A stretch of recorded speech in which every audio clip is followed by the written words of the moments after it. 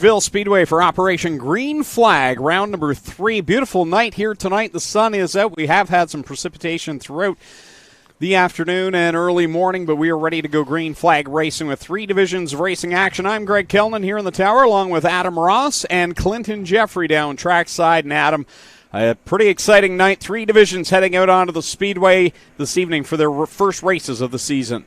Our biggest field of cars yet, Greg. The white flag is in the air. Let's go straight to starting lineups. First qualifying heat for the Central Fabricating Glow and Go Tanning Mini Stock Division, going from the pole out of Caledonia, the Burger Barn Kingpin Farms. Petro Plus Travel Stop, Aiken Motors 21X, that is Mark Bazine. Going from the outside of the front row from Welland in the 114, that'll be Kyle Rothwell in the Rob's Transmission, Louisa's Sweets Retreat, Van Sickle Pet Value Machine. Going from third, Go Fast People out of Thorold in the Beamsville Fish and Chips number 28. Rolling off fourth out of St. Catharines, the St. Catharines Towing Exclusive Imprints, car number 48C is Colton Lane. Rolling off fifth from Niagara Falls, the 10 will be Jay Moulton, the Central Fabricating Sunflowers of Sanborn Machine. And Tim Newell lines up 6th out of Hagersville in the 26. Starting 7th, Leroy Buscombe as they come to the green flag. He's from Welland in the Queenston Chevrolet Golden Horseshoe. Truck and Service number 71, B. Scott Simpson rolls off in the 01. He's from Trenton, Ontario, on the Genero Quinny Tire West car. John Couture in the 9. And in the 10th starting spot, the 44W, Danny Worcester at Niagara Falls in the Flying Saucer Restaurant. Herb Peters Trucking, 44W. Well, we put a couple of scratches on a couple of these cars so far. Contact between Newell and the 26 and the 44 truck of Danny Worcester. That's going to bring out our first yellow flag of the evening, Greg. First caution of the night, first qualifying heat of the night, and it is again for the Central Fabricating and Glow and Go Tanning at Mini Stock Division. These qualifying heats brought to you by CorePack Merchandising. I want to thank John Brush for his support of Operation Green Flag, and he will be the qualifying heat sponsor for this evening. The good folks at CorePack Merchandising. What better way to spend a beautiful Saturday night in Southern Ontario? And our viewers might not be in Southern Ontario, Greg, but I have a feeling a lot of them are. Hopefully they're sitting around a barbecue or somewhere comfortable to take in a night of racing. I got to say, our seats aren't so bad either. I've never been. We're in the end of the hospitality suite, so because of social distancing, everyone's separated responsibly. You and I are still too damn close together, but all the social distancing, and I still... We're tagged together every single week. We can't get separated. At least last week we were out in the outdoors, so I had some fresh air throughout the night. I must have been downwind. Back to the green flag next time by for this mini stock division, and sprinkled in you'll see the odd 4-cylinder truck as well. So Danny Worcester out there in that 44 truck, I believe. Who's the other one out there? 28 Go Fast Teeple is the other one. You could be right, Greg. I'm not going to question you just yet. It's early. I'm going to wait until an opportune moment. Back to the green flag we come out of turn number 4. Jay Moulton leads him down into the corner. With Kyle Rothwell on the outside line. It's side by side back there for position number 3 with Leroy Buscombe and Mark Bazine door to door. Buscombe looked pretty healthy in practice earlier on. It's so hard to tell because the sections are only 3 laps long. Hard to tell what anybody's got, but Mark Bazine in that Burger Barn 21 with a steering wheel full. Yeah, he had his fun with corner number 4. We talked about that at the top of the show. He's holding on to that 4th spot right now with Go Fast People in tow. Out front, Jay Moulton continues to lead. It's a tight one there, Moulton out in front, not by a whole lot, but as I say that, Kyle Rothwell gets a little squirrely in turn 4, loses some ground on the race leader. Still solidly in second place. In this, our CorePack Merchandising heat races, our first of 10 heats tonight. This time by 2 laps left to go for Jay Moulton over Kyle Rothwell. Leroy Buscombe, and a side-by-side battle continues on between Go Fast Teeple and Mark Bazine. Give Teeple the spot for the moment. You know, one of the fun things for me, Greg, in this Operation Green Flag has been camera location. We are very used to Washweekend Speedway on a Friday night. We got great side-by-side action for the 4th spot. Oh, contact out of turn number 4. Go Fast Teeple gets into Mark Bazine for that position. One more lap to go. Jay Moulton, the leader, halfway down the backstretch. He's got a good advantage over Kyle Rothwell, and the checkers will come out for the first time at Merrittville Speedway in 2020. And the win will go to Jay Moulton, and Kyle Rothwell had problems in corner 4. He'll give up second to Leroy Buscom. Then it'll be Go Fast, Teeple, Mark Bazine, and Kyle Rothwell. That car just would not turn in corner 4. How about this camera angle? Greg Boydell is in turn 1 with an amazing view up the front straightaway. He'll be able to grab all the action in turn 4. It's almost like he's standing on the edge of the racetrack getting that footage. Flat right front tire for Rothwell. So the first qualifying heat into the record books for the Central Fabricating Glow and Go Tanning Mini Stock Division. Heat race number 2 rolling out onto the speedway, and going from the pole will be Braden Cuse out of Beamsville in the 88. Alongside from Brighton, Ontario, the Campbellford Chrysler Dibbets Excavating Brighton Speedway number 7 is A.J. Rinaldi. Going from spot number 3 in the inside row number 2 out of St. Catharines, that's Matt Christie in the 53, and flanking his outside in the 4th spot out of Thorold. In the SOS Towing Well Equipment Rentals, Obey Designs 13D Dylan Lord. Rolling off 5th from Hamilton, the East Mountain Massage, Hamilton Marble Slab, Hamilton Pink's Burger 22, that's John Crash Myers. And on his outside from Hamilton, the 12, that'll be Donnie Deagle. Starting in 7th out of Brantford, car number 6, it's Lightning Tom Cole. And going from 8th in the 96 from Welland, the Rob's Transmission Machine, Tyler Lafontaise. And to his outside from Leamington, the Johanna Acres 92H, it's Ryan Houston. Now, if I read my social media correctly, Crash Myers has been around racing, I believe, for 30 to 40 years, and I don't think he's ever turned a lap at Merrittville Speedway. I believe that may be correct, and I was surprised to see his name on the roster here tonight. We've seen his family members race, of course, on the dirt plenty of times in this region, but John Crash Myers out there in that 22 here this afternoon. You know, there's people that wouldn't even know if you said John. No, John yeah, Myers? No, I know. Probably. Crash Myers. Oh, everyone knows Crash. He's a fun follow on Facebook. How about Anthony Rinaldi in that number 7 at Brighton, Ontario? They made the long tow down here. I was talking to Anthony, his father, Mark Rinaldi, who owns Brighton Speedway and promotes it along with his wife, Angie. And he was saying, I don't know what to do here. I've never been out here before, but boy, he looks pretty comfortable. Yeah, he's right up there in that second spot, following Dylan Lord in the 13D as they work down the front stretch for another time around. Cross flags in the air, 3 in, 3 to go in this second qualifying heat, brought to you by Corpac Merchandising. Dylan Lord out in front by nearly half a straightaway over Rinaldi. He's about to have company from Tyler Lafontaise. There's someone who can't say he doesn't have a lot of seat time. That was a double negative, Ray. You that right? Tyler Lafontaise has a lot of laps at Merrittville Speedway. I failed English, I couldn't tell you. He's up to the second spot, though, started back in 8th. Yeah, they don't use passing points in the mini stock, so you've got to get up there and earn your positions. We're going to see passing points, Greg, and I'll let you explain those when the sprint cars come out. But right now, it's wherever you finish is going to improve your starting spot for the feature. White flag out for Dylan Lord. Tyler Lafontaise closing the gap on him as Lord is right now in some lap traffic, but coming to the checkered flag, so it looks like Lafontaise will run out of time as the checkers come out. Corpac Merchandising heat race number 2 for the mini stock division. Dylan Lord will pick up the win over Lafontaise. A.J. Rinaldi will cross the line in 3rd. And then it'll be the 53 of Matt Christie. John Crash Myers, skates it out towards the wall off of corner 4. He'll cross the line in 5th. Tom Cole, 6th, 7th. At the line will be the 12th of Donnie Deagle as the 3rd and final qualifying heat makes its way onto the speedway to the Central Fabricating Glow and Go Tanning Mini Stock Division. Jason Tolton will start from the pole position. He's from Guelph, Ontario, in the vacuum truck. Twisted Alliance Racing, Big Bad Bob's Racing number 1. Starting 2nd from Waterford, the Buckwald Landscape Graphic Marketing Solutions. Brant Tractor number 46 is Wade Thorne. Rolling off from spot number 3 from St. Catharines, the St. Catharines Towing Exclusive Imprints. PPM Hydraulics number 24D, Dave Lane. And rolling off 4th from Hamilton in the SOS Towing, Eccles Auto Service, Simmons Off-Road Shop, car number 5, Brian Obey. Starting in 5th from Welland, the Queenston Chevrolet, Mateo's Restaurante, Cool Licks Ice Cream Parlor. Number 44, that is Craig Vlasic. And starting in the 6th spot from Port Colborne, the St. Catharines Husky, Pace Auto, Rob Moulton, Remax 10M, Rob Goulding.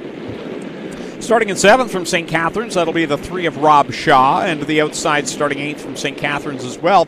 The Northern Auto and Tire exclusive imprint, APC Auto number 13, Vincent Pagnotta, and rolling off from the 9th spot from Niagara-on-the-Lake in the Fix Auto St. Catharines Van Sickle Pet Value exclusive imprint, 71W, that'll be Austin Worstrow. I like their commercials. Fix Auto? How did you know?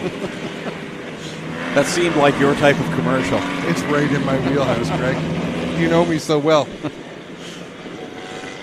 Third and final qualifying heat, again brought to you by Core Pack Merchandising for the mini stocks. The only driver who competed with us last weekend at Flamborough Speedway is in this heat race. Wade Thorne in the 46 was behind the wheel of the 03 Vintage Modified. Don't believe they made the call for the feature. They had some problems in practice, but a little interesting tidbit for you there. Green flag out. Jason Tolton and Wade Thorne make their way down into corner 1. We see them on Friday nights at the Ohsweken Speedway, duking it out. Great competitors. Jason Tolton traveled a long way to be here today. He comes from the North Country. Yes, he does, from up in the Guelph area, and he is super excited to be here. I know he's been pumped for this one, and he is right now holding on to the 3rd spot as working around the outside of him is Rob Goulding in the 10M. Goulding's been at this game for a long, long time, knows how to find speed out of these things. Up into the 2nd position, about 12 car lengths behind the race leader, Wade Thorne, but watch for Goulding to eat away at that advantage. Wade Thorne, Rob Goulding, and the 71 of Austin Worstrow right now the top 3. Then it's 3 wide back there for the 4th position. You know, we talked about it off the top of this show, Greg. There is a lot of grooves here at Merrittville Speedway. As we look at the racing groove, it's widening out, but it looks nice and hard-packed all the way across the racetrack. That's going to be important later on for the Sportsman cars and the sprint cars, but even for the mini stocks to have room to operate. Yeah, plenty of racing room right now as it continues 3 wide. Craig Vlasic now will pull away in the 44 into that 3rd position with Austin Worstrow right behind him. Brian Obey in the 5 truck. And Jason Tolton started on the front row. He's drifted back there, but at the front, that's where the battle's at, as now Rob Goulding has caught Wade Thorne. I don't know that this is going to be a very long battle. Goulding to the outside of Wade Thorne. Thorne's been doing a fine job, but Goulding is reeled in about 3 car lengths every lap, and as the white flag comes out, I don't think Wade Thorne's got much for him.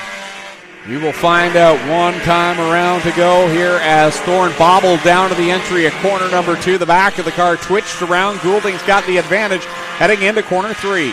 Wade Thorne's hung in there a lot better than I thought he might. Is there going to be... No, he keeps his car down side by side out of turn number 4. The win to Goulding.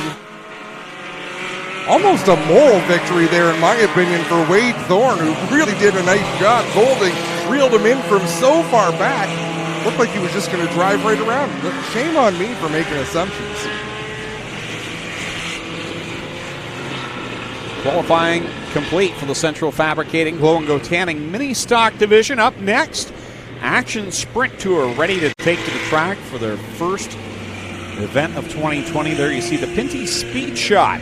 Great look down the front stretch here, and that's where all the action, I think, will be tonight, or a lot of it at least. Looking down into that corner number 4, you'll see drivers take evasive action trying to get through that corner. And a great shot there in the Pinty Speed Shot as we are just about set to see the Action Sprint Tour take off for their first qualifying heat of the night as Austin Worstrow gets a push back into the pit area. There we can see off in the distance the Action Sprint Tour ready to come. The green flag for their first race of 2020. Going from the pole out of Smithville, Ontario, the Schneider Electric J&E Recovery J&S Heating and Air Conditioning. 1A is Paul Clagger. Starting in 2nd from Brantford, the JDL Distributing National Building Group, Gales Auto Aftermarket 49L, that'll be Lucas Smith. And rolling from 3rd out of Beachville, the Castrol Edge, Wild Printing Advantage Powder Coating 5-star, that is DJ Christie. Starting in 4th from Mount Bridges, the Ackland Insurance Pride Seeds, Vibrant Farms 45 of Nick Sheridan. And starting from the 5th spot from Brampton, the Lifto Limited Toyota Industry Equipment, East Penn Deca Battery 70mm of Dave McKnight. Going from 6th out of St. Catharines, the 7-star Express Line, Shane Renovations, Baker Performance 26X. It'll be Mike Bowman, small block driver Mike Bowman, behind the wheel of the 26X tonight. And going from the 7th and final starting position from Georgetown, Ontario, the 2M, that'll be Steve Murdoch. Steve Murdoch making his, what I believe is his first start in a crate sprint car. Another one of those drivers from the Can-Am Midgets, dabbling in the dirt world now. So many drivers in the crate sprints have come from success elsewhere, Greg, and our front row is a great example of that. Paul Klager, who's raced everything, including Mod Light, Sportsman Modifieds. Lucas Smith on the outside with a background in TQ Midgets. Yet here they are, competitors in the Action Sprint Tour. Green flag up in the air. We're underway for the 2020 Action Sprint Tour season as Lucas Smith rips around the outside. Paul Klager goes with him wheel to wheel down in 3. Klager trying to get the advantage through 4. Couldn't get that car to turn. Finally does. Klager with the lead at the start-finish line. Paul Klager in that 1A machine. The Schneider Electric ride leads it down the backstretch. Lucas Smith in second. DJ Christie in the 3rd spot. Then a good little battle for the 4th position where we see Nick Sheridan, Mike Bowman, Dave McKnight. Oh, right in front of Steve Murdoch. He spins, and that will bring out the first caution for the Action Sprint Tour. Well. Mike Bowman behind the wheel of the 26X tonight. Interesting to see. Small block driver, usually behind the number 71 machine. And read his Facebook post today where he said they were making some adjustments and mainly lowering the seat so his noodle wouldn't be hanging outside of the cage on that car. And tight confines for someone of your stature, Adam. Someone of my stature, I don't think is getting into one of these things. But Mike Bowman, he's got to be a 6-footer, I would think.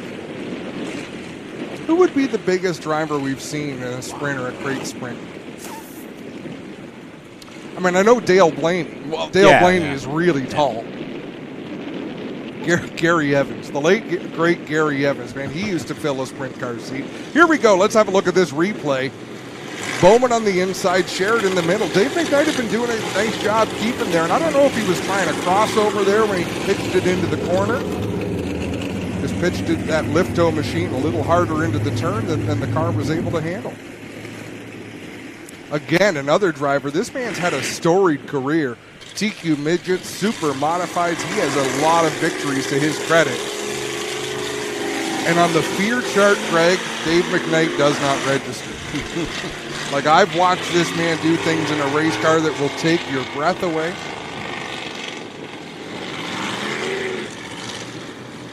Eight laps the distance here in these 4-pack merchandising Action Sprint Tour qualifying heats. 2 are in the books, 6 to go with Paul Klager, Lucas Smith, and DJ Christie here on the restart. If you're new to sprint car racing, tuning in tonight for the very first time, they will restart single file. And we just saw the safety worker come out, put a orange pylon out on the front stretch. The drivers must stay single file until they pass that cone. You cannot pass before that cone, you cannot hit the cone, and you certainly cannot take it with you, although we have seen that done a time or two. Back to the green flag. Everyone clean and green past the cone, and here comes DJ Christie now to the outside of Lucas Smith. Mike Bowman, you could see the experience he drove down into turn 1 with, but nobody told DJ Christie to watch out for Bowman. He just put his foot to the floor on the outside. As I say that, of course, Bowman makes the move in turn number 4, but there are no easy passes in this division. No, not at all. You have to work for every spot in the Action Sprint Tour, and here's Mike Bowman holding on to the 3rd spot. Out in front, Paul Klager over Lucas Smith, Mike Bowman, and DJ Christie in that 4th position. Right behind him, it's Sheridan in the 45. Nick Sheridan, who was the Ashwegan Speedway champion 2019, back in that 5th spot.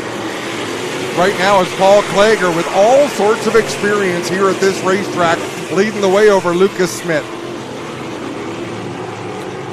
Klager running that higher side, going into corner number 3, bobbles a little in 4, and here comes Lucas Smith, but the yellow flag comes out. Dave McKnight again around up in corner number 2 this time.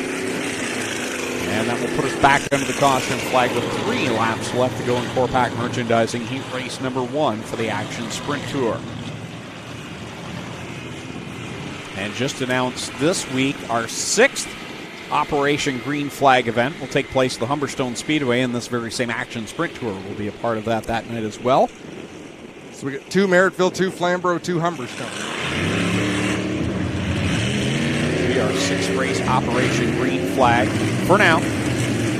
That is what is official and booked, and on that date, of course, at Humberstone, Sportsman, late models, and is it mini stocks or Thunderstock? I should know. I made the where's that? Made the graphic at Humberstone.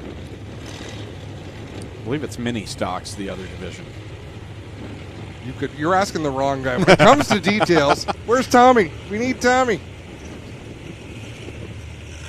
I speak into the business end of the microphone, and beyond that, deep thinking is not my forte.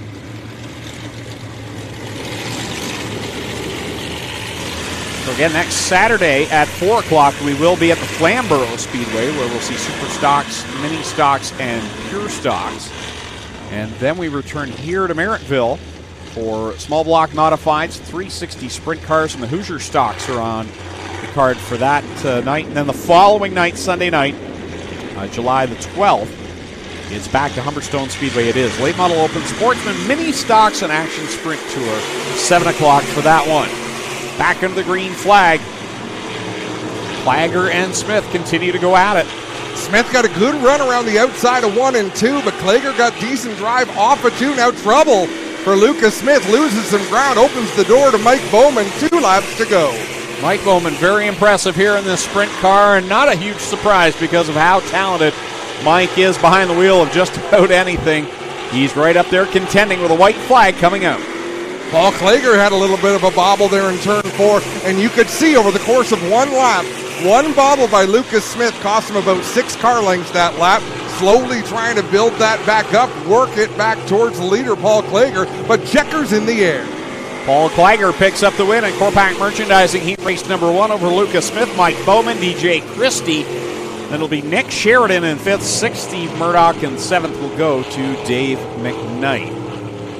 So that will conclude qualifying heat number 1 for the Action Sprint Tour. I wonder what kind of instructions Mike Bowman got from Terry Baker. Lucas Smith, when he came out of 4, got pretty loose, and then he crossed the straightaway, right from the outside to the inside of the front stretch. I dare say that's not going to go over very well later on. Like if that was for a win, I think we might have seen a pile of race cars. Learning curve for sure for Mike Bowman, but quality finish there with 3rd place in that first qualifying heat. Second qualifying heat brought to you by Corpac Merchandising, heading out onto the Speedway from Hamilton. Derek Lemaire in the 56 will go from the pole. He drives the Burger Barn Petro Plus Aiken Motors, number 56. Going to his outside from Hagersville. And the Tim's Tire Enrium, Glenn Stiers Racing 14T, it's Noel Teal.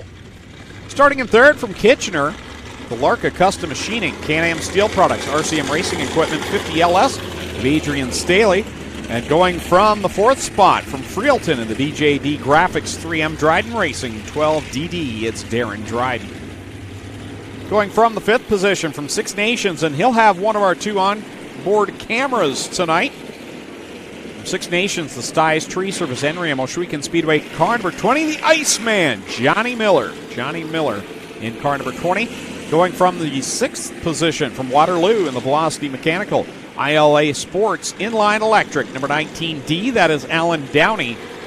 And going from the 7th spot from Jerseyville and the Paris Factory Rides, Kevin Koontz, Matco Tools, Brian Martin Real Estate, number 49C, it is Cody Smith. So 7 cars make up heat race number 2 for Corpac Merchandising Sprint. Action Sprint Car heat race number 2. Some nice new paint schemes. Have a look at Noel Teal's number 14. That's a sharp-looking ride this year. There's some great-looking cars. Of course, when you give people till almost July to get ready to race, they have time to buff them up. Hopefully we'll get a good shot from inside Johnny Miller's Stiles Tree Service number 20 as well. And we'll have another camera aboard the James Michael Friesen, number 52 in the Dirt Sportsman tonight. White flag being displayed. We'll come back to the green flag next time around. 8 laps the distance for the Action Sprint Tour. This qualifying heat brought to you by Corpac Merchandising. So let's do it again. Greg Boydell in turn 1. Dave Stiers is down on the inside of turn 3. Sean Robertson is here, I believe, shooting from the roof, Greg. And Clinton's being joined by Chris Hawkins, if I'm not mistaken. Great cast of characters.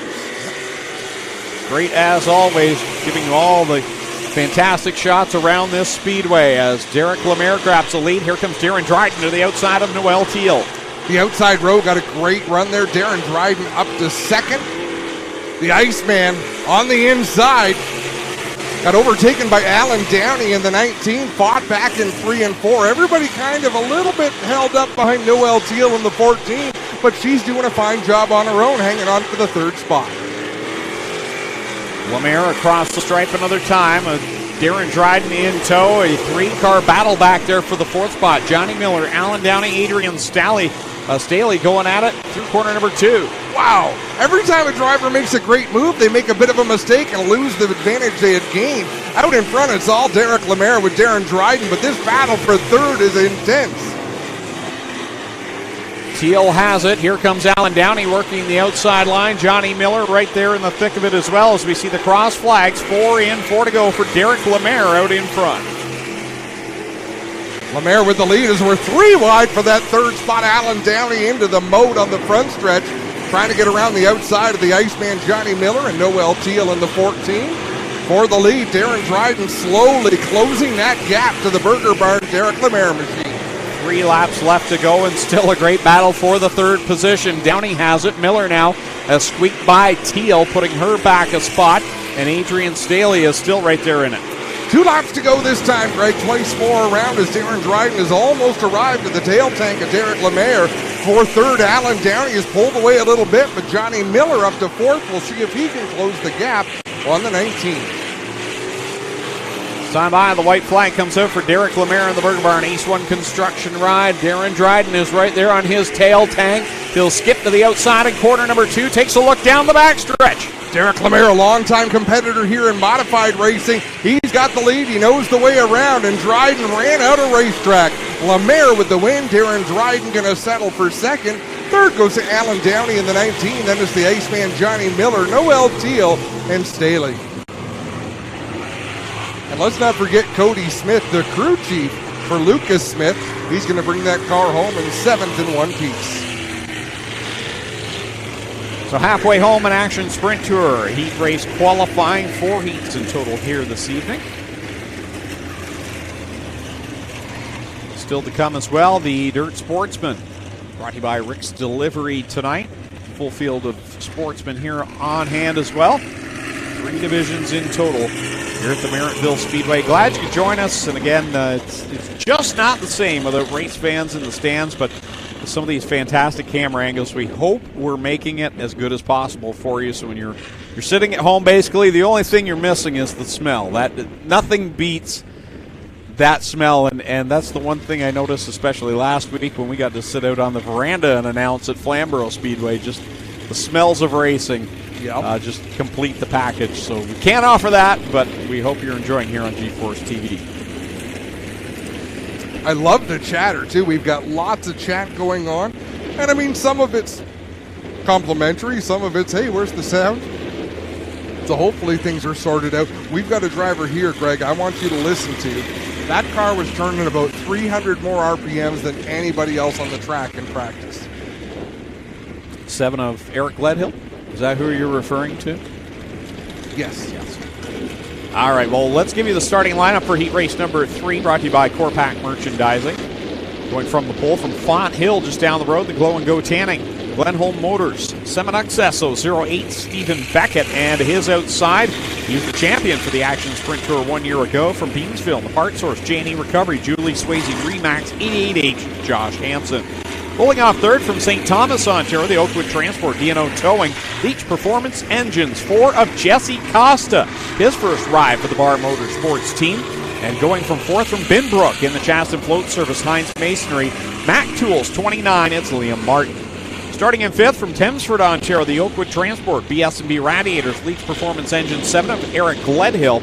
And going from the 6th spot from Oshwegan, the Canada Fuels Hills Racing Ackland Insurance 9C, it's Brian Naticoke. And starting in 7th from Bancroft in the Oakwood Transport Fast Track Performance League Performance Engines 14 of Larry Gledhill. And if you're a car owner, it's the first heat race of the year. Do you really want all 3 of your cars in one heat together? That's Darren Barr's situation right here. The Barr Motorsports cars of Jesse Costa in the 4, the 7 of Eric Gledhill, and Larry Gledhill in the 14. All in a row. All in a row, all in the inside line there. We'll see what they can do. Some real hot shoes in this one.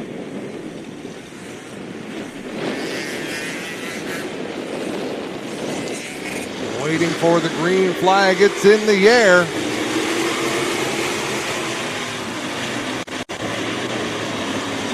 Here comes Hansen around the outside of Stephen Beckett as they go down the back stretch and into corner number 3. Beckett right into the sun is where they look as they come down the front stretch. Brian Naticoke has problems down in 4, gathers it back up. Yeah, trouble for that 9C in turn 4, which we talked about. That's the tricky spot here at Merrittville. The top 2 have broken away from Liam Martin and Jesse Costa. It's Stephen Beckett leading the way with Josh Hansen in 2nd.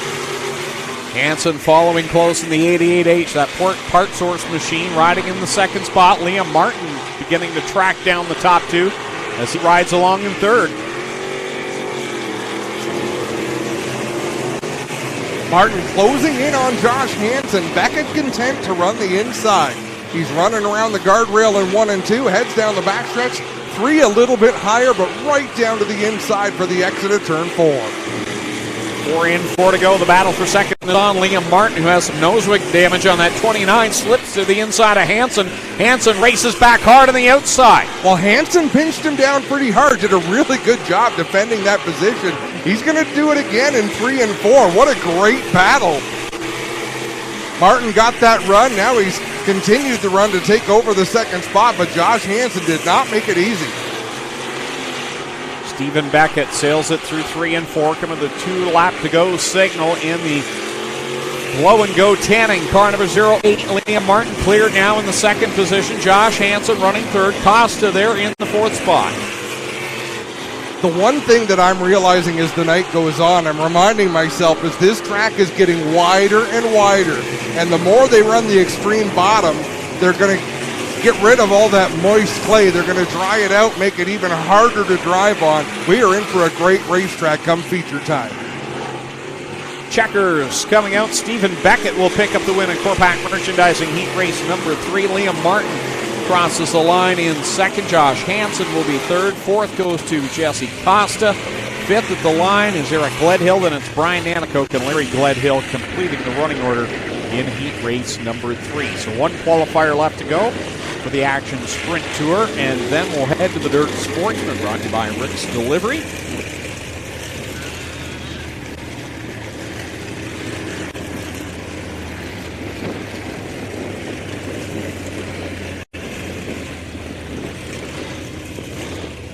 Question on the feed from Wayne Dempster. Why is turn 4 so tricky?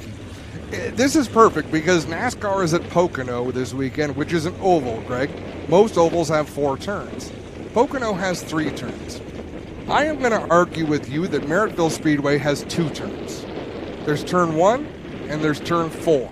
Then there's the front stretch, and the rest is the back stretch. There really, in my opinion, there really is not a turn 2. There really is not a turn 3. They're just part of the arch of the back straightaway. That's why turn 4 is so tricky, because there is such a run. There's so much speed they bring down through turn 3. And then you've got to get the car wound up to get the best run you can off of turn 4. It's not a true oval by any stretch. I'll argue there's 3. Turn 1 and turn 4 and one long turn from the exit of 1 all the way down to 4. It's an interesting setup here. You make a good point, and then a dumb explanation. Why would that be turn 4 and that turn 1, but all of that is just one turn, but it counts as 2 and 3? How do you get to turn 4 if you only make one turn after turn 1? I was using that as a point of reference. Well, you should have explained it better, is all I'm saying. The 9th position, trying to close in on those front we are runners. accepting But again, there's a long way to go. We're not even there's a drawing of it right there, a photo. Not a drawing, before you rip me apart for that. There it is, the D shape of Merrittville Speedway. And if you've ever been to the former Buxton Raceway, pretty much the same, but it was flipped the other way, more like Richmond, where the D and an aggressive kink. But the go-kart track is a true oval. Anyhow, Greg, take it away. Ready to go with the fourth and final qualifying heat. Tyler Ward from Woodstock goes from the pole, racing for Mental Wellness. Canadian Custom Excavating, Henderson Powder Coating 29W. His outside from Stouffville. And the Trail Transport Sales and Service, Instant Panels, Hunsinger Plumbing, Heating, and Electrical R52. The Gunslinger, Ryan Hunsinger. Starting in third from Milton in the Radio Shuttle, Neely Auto Service wears Napa 74. It's Rob Neely. And going from fourth from Port Colborne in the Jennifer Hatch Coldwell Banker A to Z Expediting, Weltstar 5D, Jacob Dykstra. Going fifth from Waynefleet in the Sundance Pressure Washing, Castle Plumbing Overhead Door BS 39. Brett Stratford going sixth from Ancaster, the Hallett Home Improvements Young Pumps, number 51 of Trevor Young. And Daryl Pelche gets his first start. He's from Port Perry, Ontario, in the Brass Inc. Whitefeather Farms, Comer Heating and Air Conditioning, 77. Daryl Pelche back there. That is the former Brandon Morell machine, I do believe. There you go. 3 wide they go for position number 2. Ryan Hunsinger out in front with that rat rod looking number 52. And then is Rob Neely, the savvy veteran in the Radio Shuttle 74. Alongside of him, Jacob Dykstra. Off a corner 4 they work. Ryan Hunsinger leading away. Good battle between Dykstra and Rob Neely. Neely will tuck into that third position as Jacob Dykstra was making some progress and lost a little ground up there in 2. Merrittville is a track where Jacob Dykstra likes to drive hard. He's an aggressive racer. Merrittville is a track where sometimes you don't get rewarded for that aggression, because if you miss the mark, you slide a long way before you can regain your track. Ryan Hunsinger leads us off a corner number 4 and sees the cross flags. 4 in, 4 laps to go. Jacob Dykstra has closed the gap in that 5D. Young drivers had a lot of success since stepping behind the wheel of a sprint car. He is a good racer. Just like his dad, Dave Dykstra, Double D, always solid in the sprint car division. Here they go, side by side, down the back stretch. Hunsinger on the outside, Dykstra on the bottom. And Hunsinger going to let Dykstra go and probably try to turn the car down. It didn't quite work for him. Dykstra with a nice move to take the advantage with 2 laps to go. Dykstra will stretch the advantage over Hunsinger. Rob Neely with a good solid outing right now in that third spot. Tyler Ward has problems down in the first corner. He'll gather it back up. Dykstra sees the white flag in the air. He's pulled away from Hunsinger, the second spot. A lot of people don't know Ryan Hunsinger's grandson of legendary late racing promoter Bob Slack. Checkers coming out. Jacob Dykstra will pick up the win in the final qualifying heat for the Action Sprint Tour. Then it's Ryan Hunsinger in second, Rob Neely in the third position. Fourth will go to Tyler Ward. Fifth at the line. Wow, I'm going to have to go to timing and scoring for that one. Trevor Young beats Brett Stratford to the line. Daryl Pelche will complete the running order. And that will wrap things up for qualifying for the Action Sprint Tour. As you see, Jacob Dykstra taking the win in heat race number 4. That sets us up for the Dirt Sportsman. Look at this pass for the lead here. Jacob Dykstra down in corner 3. Dykstra with an aggressive move down into the corner. He knew the car was going to sail up the track, but he did not lift. Nicely done. And that cinched it for Jacob Dykstra as the Rick's Delivery Sportsman Division head out onto the Speedway for Corpac Merchandising Heat Race number 1. Starting on the pole from St. Catharines in the Oshwegan Speedway, Kenny Upole, Brian's Tire, Bugsy's Poorhouse, number 20, the Mongrel, Jay Mallory. Starting in second, also from St. Catharines, the SOS Towing Rockway's Decorative Concrete and Stones Platinum Auto Body 28, Mitch Dumont. Going from third, at Port Colborne, the TC Decals, 62, John Babian. And going from fourth, out of Ridgeway, the Max Sim Small Engine Repair, MJ Creations, Teeny Tiny Angels Daycare, 23N of Nathan Peedy. Going from fifth, out of St. Catharines, the Robert Sennett Designs, Flanagan Race Cars and Fabricating and Supplies, CG Motorsports, 35G of Brandon Gruel. Starting in sixth from Port Colborne, the Gaston Auto Sales, Atkins Delivery and Bobcat Services, Bremfield's 99P, Greg Penante. Starting seventh from Fenwick, the Robar Heavy Equipment Training, Primax Energy, car number 74 of Taylor Vanderzanden, going 8th from St. Catharines to 24C Cameron Lane. And the St. Catharines Towing Machine and Noah Mamo out of Ridgeway as the Rusty Landscaping 3N back there in the 9th spot.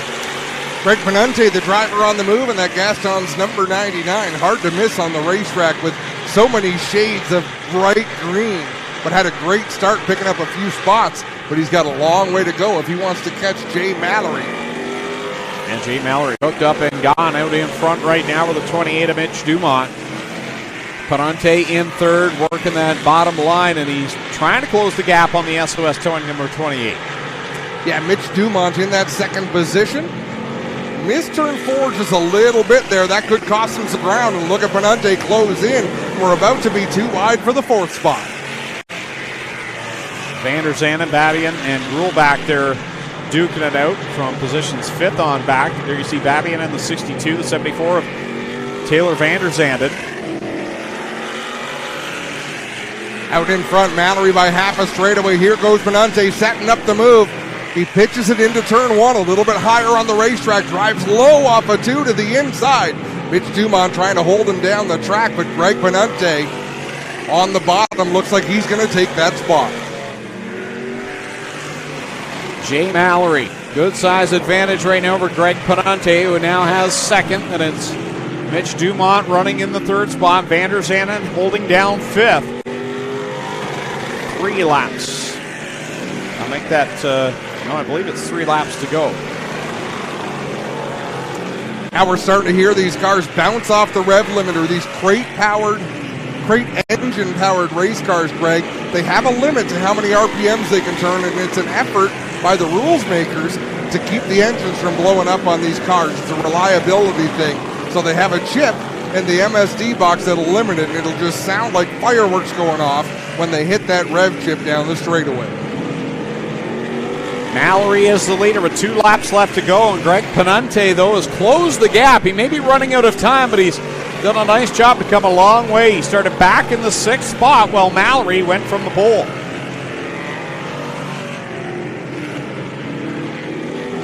White flag out once more around. The top 3 are spread out on the racetrack. The battle on the track is for 4th between Vanderzanden in the 74 and Brandon Gruhl in the 35. Caution flag comes out. John Babian turned around the exit of corner number 4. So we'll have a restart with 1 lap left to go in this qualifying heat. As an old man with old eyes, Greg, man, I love that view. I appreciate a car with big numbers. 62 of John Babian, that counts as big numbers, easy to read.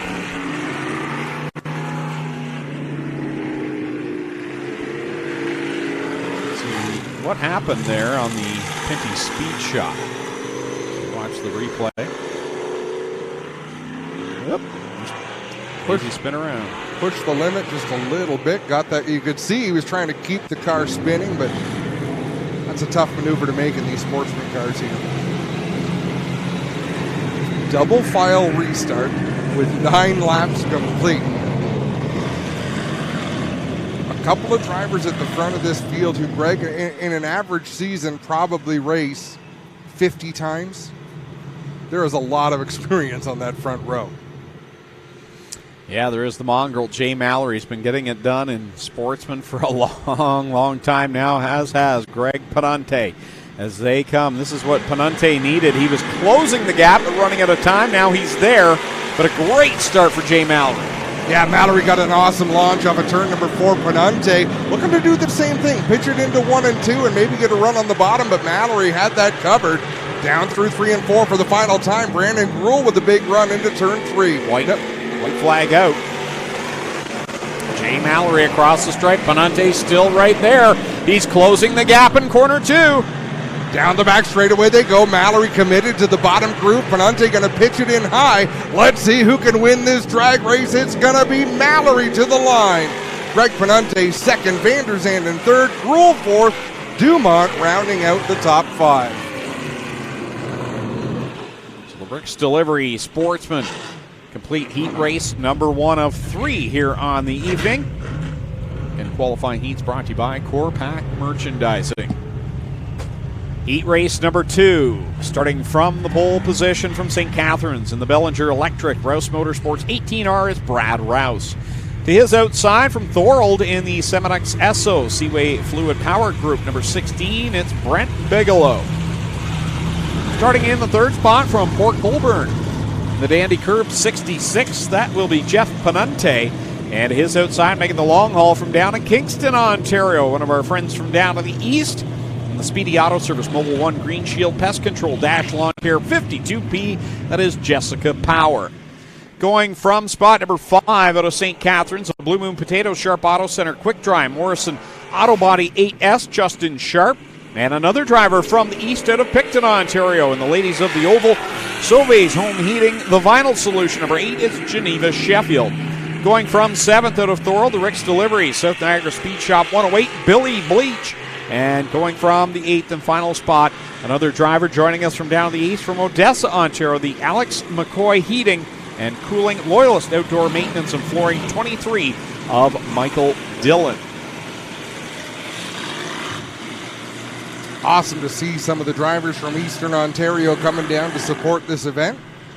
I'm not 100% sure if this is Mike Dillon's first start in a Sportsman. I know he has driven in the stock car divisions down at the Brockville, Ontario Speedway, so I'm not sure if this is Mike's first go at it in a Sportsman, but good to see him coming down here, as well as Geneva Sheffield from down in my old hometown of Picton, Ontario, and Jessica Power, who, of course, travels all across the Northeast competing in the Dirt Sportsman, and she is a big talent in this division. Again, another driver who's committed to this class of racing for a long time. She's run a lot of different racetracks with her husband / crew chief, Sean Harton, turning the wrenches on that race car.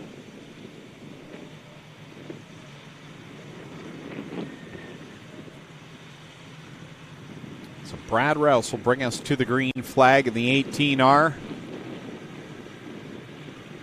Needless to say, he is probably one of the favorites coming into tonight, if not the favorite. Brad Rouse, always so smooth and steady in that 18R. Bellinger Electric now on the quarter panel of that machine. Jessica Power squeezes down on Jeff Benante to take that 3rd spot, but look at Bleach on the outside in that 108 as this one's getting called back. Brad Rouse might have got a little bit too much of a jump in that 18R. How many races has Brad Rouse won in his career? Countless. I'm sure they have it counted somewhere, but another driver that likes to tour, likes to travel with different series, and not just win on them, but win championships in them. Gives Canadians a lot of hope, too, at Super Dirt Week down in New York, whether it was at Syracuse on the old Moody Mile or at Oswego. You can always count on Brad Rouse giving you a chance to cheer for a Canadian to win one of the big races down there, as if Stuart Friesen doesn't give us enough reason to celebrate. Back to the green. We'll try it again. Looks a little better this time, and Brad Rouse will lead him down into corner 1. Here comes Jessica Power. She got an even better start that time. Yeah, Power got off to a great start. Panante, not a good start at all in that 66 machine. And Billy Bleach didn't quite have the opening lap that he did last time, but we'll see. He should be able to make up that ground. Rouse out in front by a car length or more now as he stretches that advantage over Brent Bigelow. Then it's Jessica Power riding there in 3rd. Justin Sharp right there on her back bumper as they roll through quarter 4. Power under attack from Justin Sharp in that 8 machine. The Blue Moon Potatoes number 8 all over the back end of Power. She had lost ground to Brent Bigelow, but it almost looks like she was closing it up until that bobble in turn 2. Here comes Sharpie. Yep, Sharp working the inside of the 8S. He'll work it right along the guardrail off of corner number 4, door to door. And across the stripe, gives Sharp the 3rd spot now going into corner 1. Power trying to fight back, getting nose to the inside of the 8 machine, but it's not going to work. Justin Sharp just a little bit quicker. He'll open up the gap between himself and Power. Don't know if he has time. Well, there's still 6 laps to go. Can he close in on Brent Bigelow? All the while, Brad Rouse checking out in front. There you see him in the Bellinger Electric car, number 18, RZ works gingerly off a corner four. It always looks so easy for Brad. You know, the thing is, racing is not easy, but it is much easier when you show up to the racetrack with a well-prepared car. You know, they show up with a plan. They know their way around this racetrack. Kind of a bummer that he got the pole position to start this one. I'd like to see him come from the back. Brent Bigelow still holding down that second spot over Justin Sharp, and it's Jessica Power. Billy Bleach worked up to the fifth spot now. Jeff Penante back in sixth.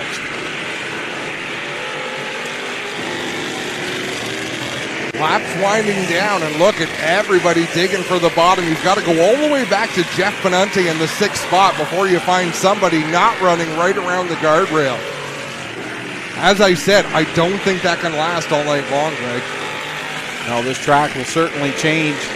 We get into feature time. Of course, we still have one more qualifying heat. Still to be seen whether or not we'll have any Consi races to run them. We'll have a brief intermission and into features. But this track, especially from first feature to the last one, is definitely going to be different.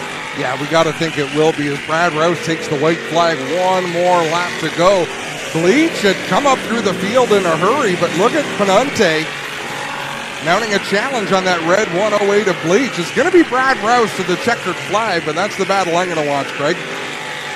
Rouse gets the win. Bigelow second. Third will go to Justin Sharp. Then Jessica Power crosses the line in fourth. Fifth, Billy Bleach. Sixth, Jeff Penante. And then Michael Dillon and Geneva Sheffield will complete the running order in the second of three qualifying heats for the Rick's Delivery Sportsman Division. A little bit of wind here. You can see the weeds blowing in the wind here tonight. Part of me wants to go pull that weed out of the ground, and part of me likes it as a wind gauge. I need a wind gauge sitting next to you on most nights. You got to control yourself. Trevor Wright will go from the pole. He's from Beamsville in the Central Fabricating. Alexander Awnings, MJ Hunter, Harmony Jewelers, 09. To his outside, it's Heavy Chevy from Port Colborne. Williamson Welding, Rick's Delivery, Bill's Toyota 12 of Chad Chevalier. Pulling off third from Port Colborne, the West Pier Marine Industrial Supply, Rick's Delivery, Robitaille Racing, 4S of Rob Sauter. And rolling off from the fourth spot from St. Catharines, the Advantage Trailer, DePaulo DePetro, and Little Professional Corporation BRP, number 52, that is JMF James Michael Friesen.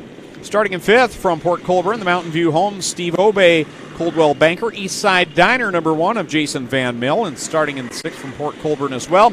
In the Sterling Lubricants, St. Amand Auto, Tumble Home Lodge, 15, Adam Leslie. Starting seventh from St. Catharines, the Posner Metals, Beach Road Steel Sales, 777 of Cody McPherson. And the 26th, starting in the 8th spot, Luke Carlton from Port Colborne will round out the running order. Cody McPherson, last time I got to see him race was the end of last year at Applefest, and man, he dominated in that car. He can definitely get it done, but look at the drivers in this one who can also get it done. Adam Leslie, James Michael Friesen, Chad Chevalier. This is a stacked heat. Green flag in the air, the third and final qualifying heat, again brought to you by Core Pack Merchandising for the Rick's Delivery Sportsman Division. Heavy Chevy to the outside of Trevor Wright as they go down the back straight. Chevalier leads them into 3 and 4. He's running the middle of the racetrack, so not everybody digging for the bottom of the track right now, with the Williamson Welding number 12 leading the way around the center groove. Little boxed up back there. Sauter and JMF James Michael Friesen battling for the third spot, door to door. And here comes Leslie and McPherson right on there. Rear bumpers as they work through 4. A good battle going on in this pack. Rob Sauter lost that spot, immediately went back to the bottom. That had to make Adam Leslie feel pretty good in the 15 because he's been committed to the top. Now JMF will challenge the inside of Trevor Wright as they work it off a corner 4. Meanwhile, out in front, Chad Chevalier stretching his advantage there. You see the battle, the 3-car fight. Make it 4 now as the 26 is into the thick of it. That's Luke Carlton. Adam Leslie with a big run on McPherson down into 3 and 4. McPherson making that car fairly wide out there, but running his groove. He's got every right to run it, but Adam Leslie is trying to find a lane as James Michael Friesen tried to get to the inside of Trevor Wright. There was not much room to work with. This time by looks like it'll be halfway. 5 in, 5 to go for Corpac Merchandising. Heat race number 3 for the Rick's Delivery Sportsman. That battle for second, a fun one to watch. That time Trevor Wright really goes way up top, and that opens the bottom side for Friesen. So Friesen takes over that position, but this is far from over, as they are bottled up right behind him. Cody McPherson and Adam Leslie right behind the 09. Trevor Wright as they go down the back stretch. This time by, it'll be Heavy Chevy coming to 3 laps left to go. Chad Chevalier over James Michael Friesen. Trevor Wright now feeling the pressure. Here comes Cody McPherson down to the inside looking for third. And Wright again really squeezes down towards that guardrail. Doesn't give Cody McPherson much room to work with. That allows Adam Leslie to get a run. 2 laps left to go in this final qualifying heat of the night. As McPherson right there all over the back. The Central Fabricating 09. Bit of a shuffling going on behind them as the white flags display for Chad Chevalier. This could be a big final lap for that third spot. Chevalier out in front by himself. Friesen in second. It is still wide open for third. Chevalier halfway down the backstretch. James Michael Friesen off of corner number 2, and then the Hornets' nest behind him. The win will go to Chevalier. Here comes Friesen for second. Who's going to get third? Wright brings it off the corner, pitches it sideways. He'll get third. McPherson fourth. Leslie settles for fifth. Carlton sixth. And Rob Sauter in seventh. And some good different racing lines there for the drivers to try and use and get an advantage. And some great racing in the qualifying heats in total here tonight. Again, want to thank Corpac Merchandising for bringing us all of our qualifying heat races here this evening. That concludes qualifying heats as we start to get ready for features in just a little while after a brief intermission.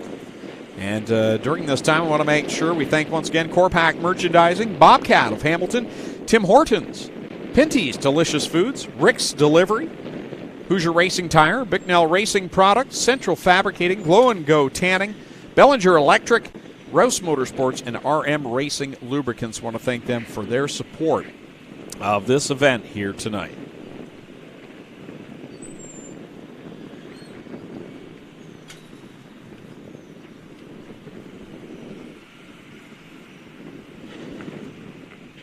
So the track goes silent for just a little bit, so I assume that means we are going to go with no consolation events tonight. Everyone will start. And the order of operations here for the feature events, same as we saw in the qualifying heats, mini stocks, followed by the Action Sprint Tour, and then the Sportsman will conclude. 20 laps for mini stocks, 20 for the sprints, and 30 tonight for the Rick's Delivery Sportsman division. That was some fun action in those heat races, Greg. The thing with Merrittville Speedway, the way this track is built, it is a short track, it is a wide track. It is tough to run away and hide. We saw some of those heat race winners get out to big advantages, but it's not going to happen in the features. If people run away in the features, they are going to encounter lap traffic in a big hurry.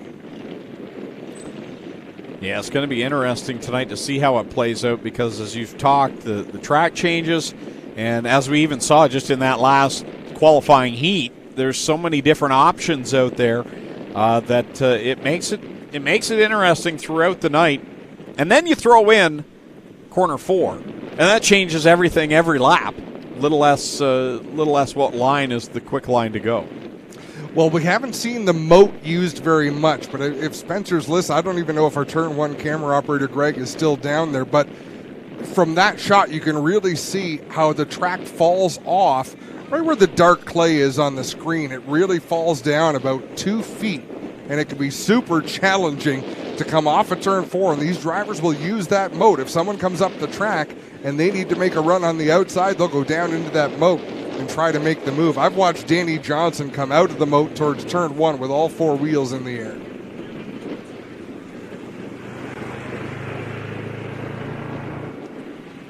Beautiful night for racing. See, this is one of those nights that would drive a track promoter crazy because the forecast was a lot of rain. Things did not look good all week long for the forecast, but this has been an ideal night for racing. Hope you're enjoying the show.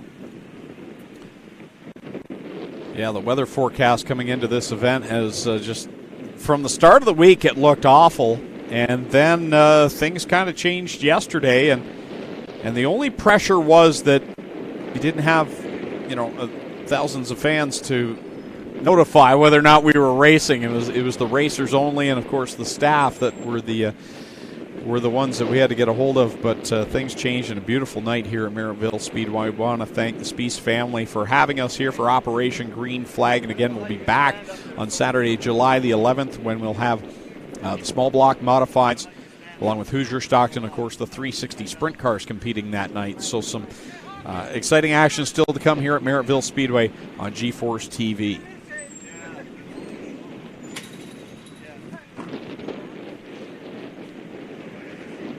We should take some time to thank, there were a number of businesses and individuals, because the entry fee for these races have typically been $250 a team to make things work.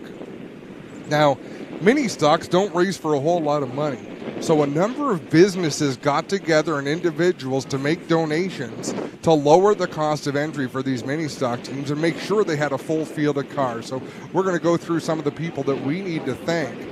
Submission Subs, Hannelore Headley Old and Fine Books, St. Catherine's Towing, Pam Hall, Philip Charles and Friends, Norwex with Deborah Martin, Paul Meany, Coldwell Banker, Ole's Food and Ale House, Fusion Studio of Performing Arts, St. Catherine's Husky, SwishStyles.com, Mule Shine Custom Embroidery, St. Joseph's Bakery, Frank Aduciani, Cameron Lane, Amanda Lambert, Brian Allen, Cheryl Hampton, and Denzel and Amy Coleman.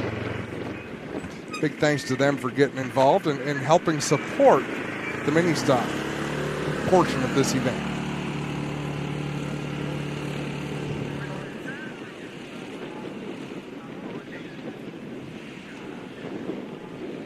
So again, next Saturday, we will be back at the Flamborough Speedway. 4 p.m. is our broadcast time. And again, Super Stocks, Mini Stocks, and Pure Stocks. So tune in for that. Go to GForceTV.net to subscribe. When we get back, we'll be getting close to feature time here from Merrittville Speedway on Operation Green Flag.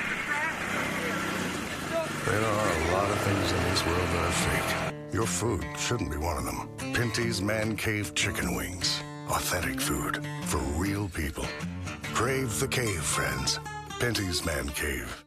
What you want to do is when you're on your computer or on your cell phone, whatever it is, go to GForceTV.net. Type that in your browser, and that will take you right to the official YouTube page of GeForce TV. And down on the right-hand side, you'll see the big red subscribe button. Make sure you click on that. But don't stop there. Once you've subscribed, then you want to make sure you hit the little ringer to the right.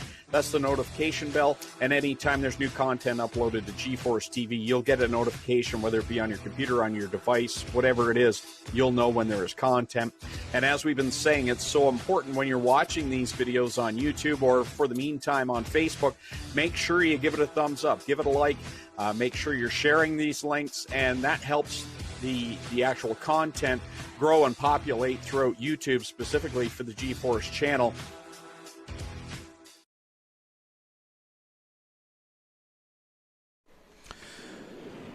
Back live from Merrittville Speedway. Operation Green Flag Mission. Merrittville Speedway. As we get ready for feature time momentarily. Run down the broadcast still to come here on GForceTV.net. As we mentioned before the break, Flamborough Speedway next Saturday night, 4 o'clock start time, Super Stocks, Mini Stocks, and Pure Stocks. And then in 2 weeks' time, Saturday, July the 11th at 7 p.m., we'll be right back here to Merrittville Speedway, where we'll have the small block modifieds, Hoosier Stocks, and 360 sprint cars on the card for that one. And then the following night, Sunday, July the 12th, we'll go to Humberstone Speedway, 7 o'clock the start time there, where we will have open late models, We'll have the Sportsman division that you see here tonight. Mini stocks and the Action Sprint Tour that are also competing here tonight will be at Humberstone Speedway on Sunday, July the 12th. So make sure you go to GForceTV.net to subscribe. That is our YouTube channel. And while you're watching on YouTube, make sure you click that subscribe button.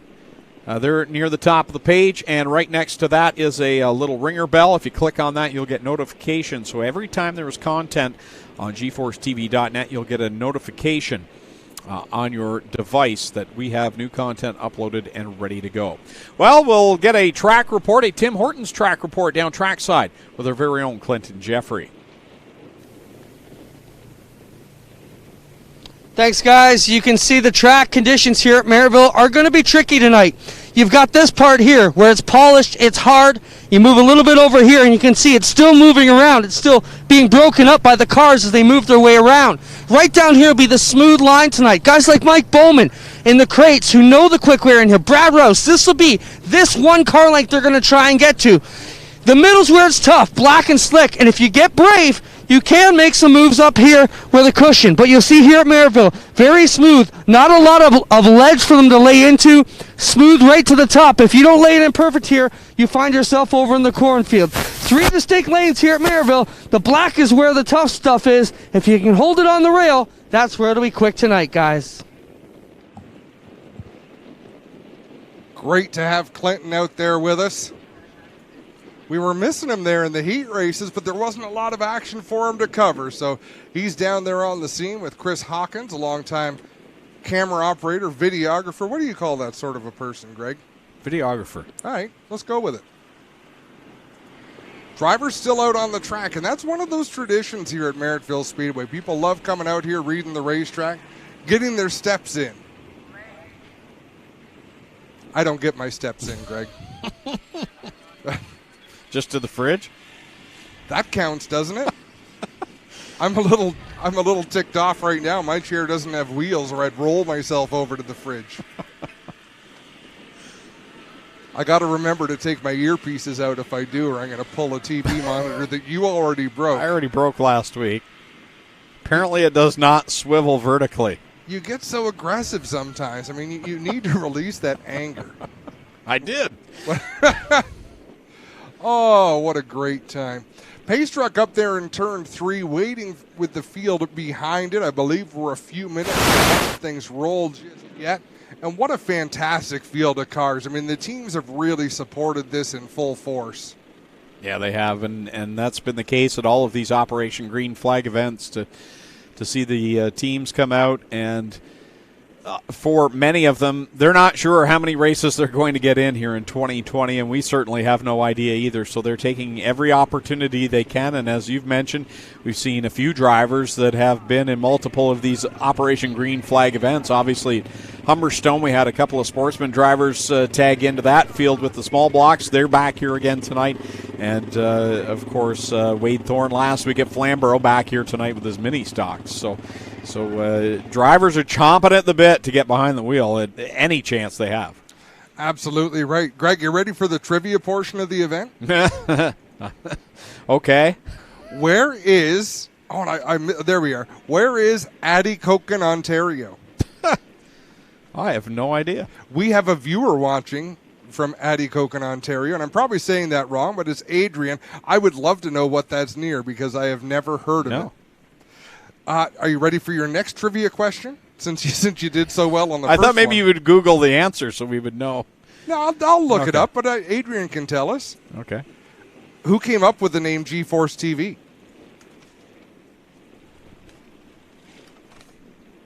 I'll give you a hint. There's a reason it starts with G. Is it for Greg? Really? That's the best you could do on short notice? Sorry. It did take a long time. It took a long time to come up with that name, but it's one that we all agreed on because there wasn't much that everyone agreed on. But Clinton Jeffrey is pit side, and he's got a driver who I'm going to be interested to watch in this feature event. Clinton Jeffrey, take it away. Bowman, you had your shot here at the crate sprints. You know, you got a lot of experience here at Merrittville, and that's going to play against a lot of these crate guys. They've never even been to Merrittville, never raced here. We saw you use the bottom of turn 4. Looks like that may be the tricky spot where you can pick up some tonight. What are your thoughts after racing with the Action Sprint Tour in the qualifying races? Pretty good. It's still getting used to the car. I think the same things that work here on a Saturday night are going to be a little bit of an advantage in the feature, and hopefully that extra experience pays off. The cars are down in horsepower from your big block and your 358. Is that going to be a bit more advantageous for you, or a little bit trickier with less horsepower tonight, Mike? You definitely don't have to pay attention to your right foot as much. Hopefully Terry Baker can nail the setup on this 26, and I know we'll be starting good, so hopefully we'll just keep her out front. All right, there you have it from Mike Bowman, one of the regulars here at Merrittville. Knows the quick way around, guys. Watch for him tonight in the crate sprints. Mike Bowman, always a favorite here at Merrittville Speedway. We had someone comment, "I've so missed the friendly banter between Greg and Adam." Joke's on them. They think it's friendly. I consider our banter kind of like the jab in boxing. I don't want to throw a knockout punch because I want you to stay in the fight so I can keep jab. Like, the jab is so rewarding every time I make one.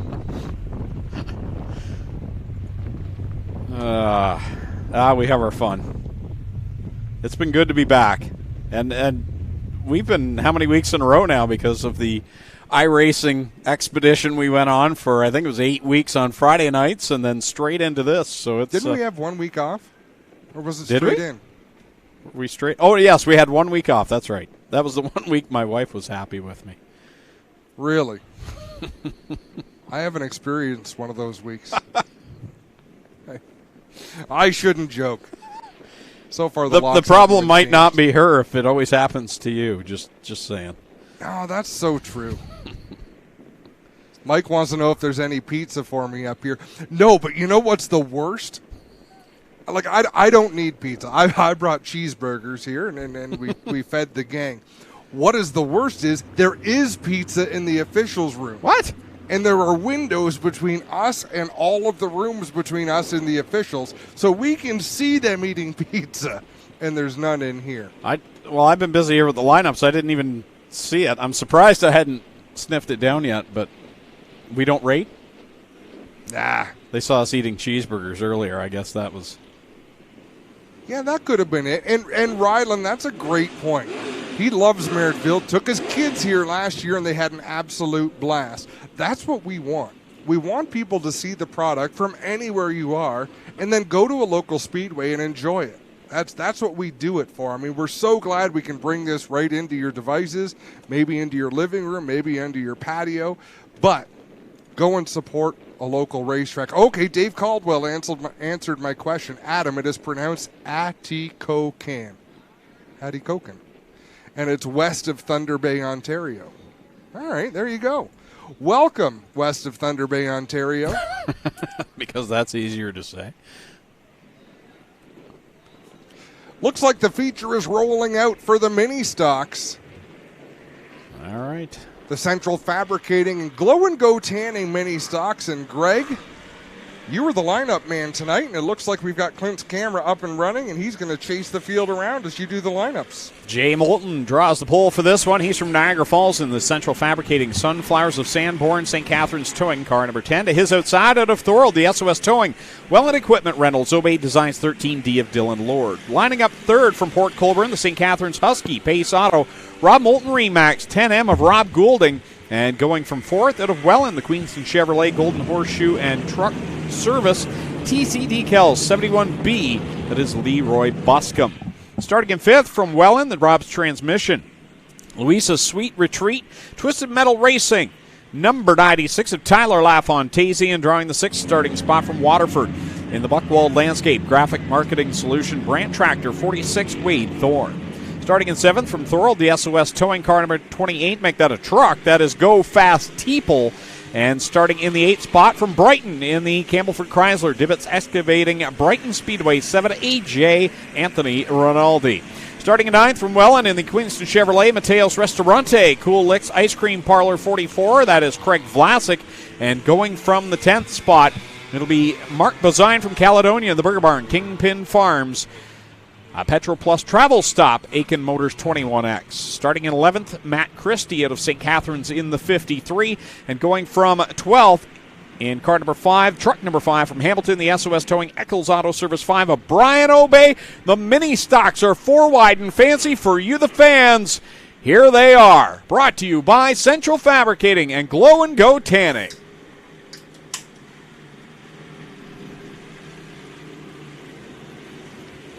We don't see the mini stocks 4 wide, but a few of the drivers even waving. The fans at home, that's cool.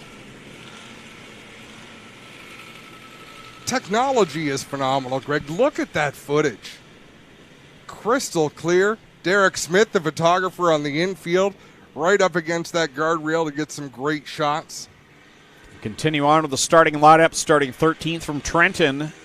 The Genero, Quinny Tire West, Seaway Fire Equipment, 01 Scott Simpson. Starting 14th from Hamilton, the East Mountain Massage, Hamilton Marble Slab, Hamilton Pink's Burger, 22 of John Crash Myers. 15th from Guelph in the vacuum truck, Twisted Alliance Racing, Big Bad Bob's Racing 1, Jason Tolton. And going off from the 16th spot out of Niagara Falls in the Flying Saucer Restaurant, Herb Peters Trucking, truck 44W of Danny Worster. In the 17th starting spot from Brantford is Lightning Tom Cole in the 6th. And going from the 18th spot in the 24D, that'll be Dave Lane from St. Catharines, the St. Catharines Towing Exclusive Imprints. Car number 24D. Then we've got Colton Lane in the 48C lining up in the 19th spot from St. Catharines as well. And St. Catharines Towing Exclusive Imprints 48C. Starting 20th, Donnie Deagle from Hamilton.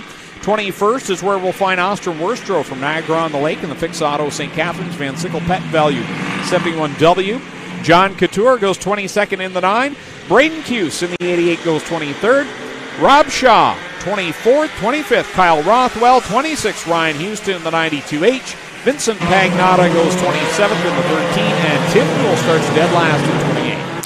Moulton with a great start. He'll take the lead down the back straightaway into turn number 3, but Dylan Lord right behind him in that truck. Goes in a little bit higher. He'll look to get down low. We've got one lost to wheel already in turn 4. And that car will come to us. Whoa, one way off of corner number 4 there, gathers it back up. What's ironic is no car came to a stop. Oh. A wheel came off, which is a vital piece of equipment on a race car. And nobody stopped. We got one into the pits on the back straightaway. I'm guessing that's who the wheel came off, but they hadn't lifted before then. And that was Rob Goulding in the 10M that took it to the pit area, so it looks like he will be the one without the shoe on the car. So out in front, Jay Moulton leads over Leroy Buscombe, but there is quite a gaggle of vehicles right behind the leader. Fantastic battle for the second spot. They're 3 wide for third. Wade Thorne is in the middle. Lafantasi in the 96 is on the inside. Up on the high side is Buscombe in the 71. They're still 3 wide down the backstretch. Into corner 3 they go. Buscombe on the outside. Lafantasi on the bottom. Thorne is the meat in the sandwich as they come off of corner number 4 behind Dylan Lord in the 13. They come down the front stretch. Buscombe ahead of that pack, and now Craig Vlasic works his way into it. Out in front, Moulton already into lap traffic. We talked about that as well. If you do get out to a sizable lead here, you're going to encounter traffic, and the driver who can make the... Oh, trouble for the second place truck. Big contact with a slower car, and a big chunk of something is in turn number 1. Oh, there's big chunks of something all the way down the front stretch, and a car nosed into the guardrail in turn number 4. Nice job, Greg. Greg Boydell picking that up. And if he can pan out, I'm not sure if you can hear me or not, you're going to see pieces of this all the way down the front straightaway. And, of course, there's the 3R that brought out that yellow flag. Yeah, there we see another chunk or 2. Yeah, you see one on the left side of your screen, another one down the right side of the screen as well. As cars face under the caution flag here at Merrittville Speedway, first feature of the night. And it is the Central Fabricating Glow and Go Tanning Mini Stock Division. 3 features in total here this evening. Action Sprint Tour up next. Let's give a full field rundown. It's hard to keep up with everything on the track, and we try our best to fill you in on what's going on. But, of course, Jay Moulton leading the way. Dylan Lord is second in the 13D. Tyler Lafantasi in the 96 is third. Then it's the 71M of Leroy Buscombe. 46 of Wade Thorne. 6th through 10th, Craig Vlasic in the 44. Go Fast Teeple in the 28. Mark Bazine in the 21X. Anthony Rinaldi in the 7 and the 5 of Brian Aubie. 11th to 20th, the 44 of Danny Worster. The 71 of Austin Worstrow. 114 of Kyle Rothwell. The 53 of Matt Christie. The 1 of Jason Tolton. The 22 of Crash Myers. The 01 Scott Simpson. The 13 Vincent Pagnotta. 24D, Dave Lane. The 48C, Colton Lane. 21st on back, we've got John Couture in the 9, the 12, Adani Eagle. Rob Shaw in the 3. And then we got cars a lap down. Tom Cole in the 6, Ryan Houston in the 4, the 88 of Braden Coos, and of course the 10M of Rob Golding, who only made 1 lap in that 10M machine. And even that he didn't make with his whole race car. No, he was short of wheel. Did they get down there and find it? I didn't see anyone looking for it. Let's have a look from the Pinty speed shot. And yeah, you can see the parts scattered down the front stretch. People trying to avoid it.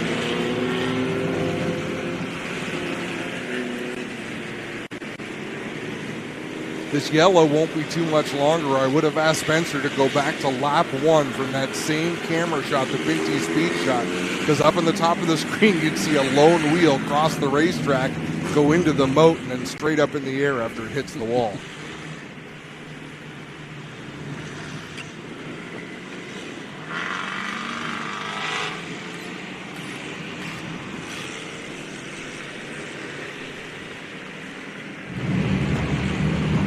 Races tonight brought to you by Pinty's Delicious Food. Making great food fun. Want to thank Pinty's for their support of Operation Green Flag and a racing here tonight at Merrittville Speedway.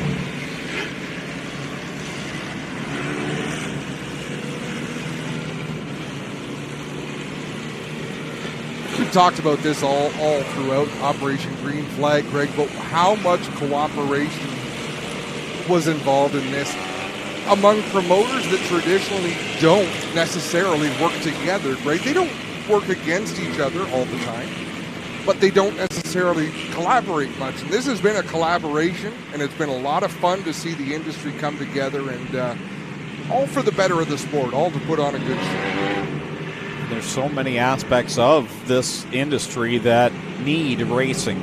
Not just the racetrack, not just the racers, but part suppliers, fuel suppliers. There's so many that are involved in motorsports that make a living through this sport, and to be able to have some form of racing is important to the industry as a whole. And we're happy to be here. Your wife is happy you're here. My wife just messaged me. Isn't that nice? Now, did you know before we showed up that I would have the only window out of about 80 windows in this tower, I would have the only one that fogs up? Wasn't like that before you started talking. Funny that. You'll notice I was here first and chose the other window when I set up my laptop. Well, I also noticed the reason your window isn't fogged up is because you've had your head down for the last 20 minutes. One of us has to work. Looks like we're going to go back racing. The white flag is in the air. The field is doubling up behind the Merrittville Speedway pace truck. Jay Moulton going to lead us back to the green flag from the inside of row number 1. Alongside of him is Dylan Lord in the 13. Row number 2, 96 of Tyler LaFantasi and the 71 Leroy Buscombe. Wade Thorne and Craig Vlasic make up row number 3 as they crawl into turn number 3, waiting to get on the loud pedal. Randy Mallory up in the flag stand, green flag in the air, and it is waving. We are back underway with 5 laps complete.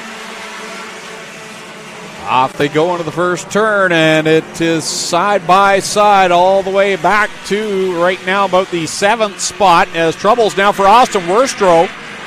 Slips down to the infield, takes Kyle Rothwell with him, and Kyle now is forced to go into the infield.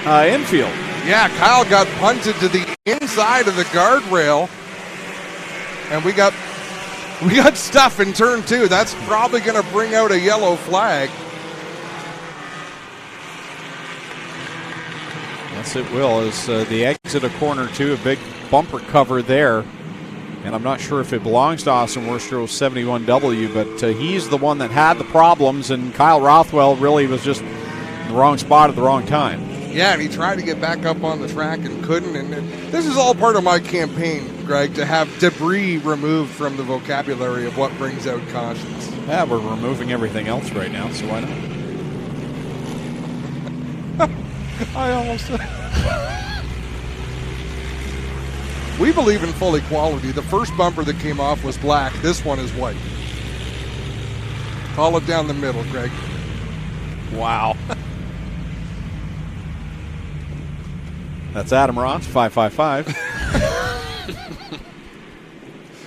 What a challenging week to be a motorsports enthusiast. You know, the things that have gone on in NASCAR, it makes me wonder would it be such a dominant news story if the world was still going on as we know it, the sporting world in particular. But because it wasn't, boy, oh boy, it became contentious there, and I'm glad everything turned out for the best.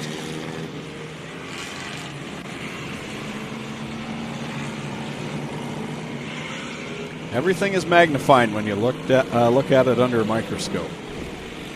That's true. Good thoughts, good words, good deeds.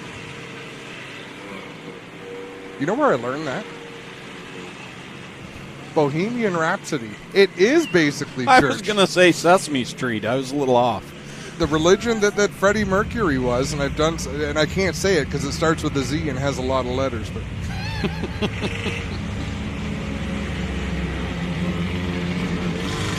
This is early for us to go off the rails. Nobody came here for a sermon, Greg. I'm just saying. I like the motto. It makes for a good bumper sticker.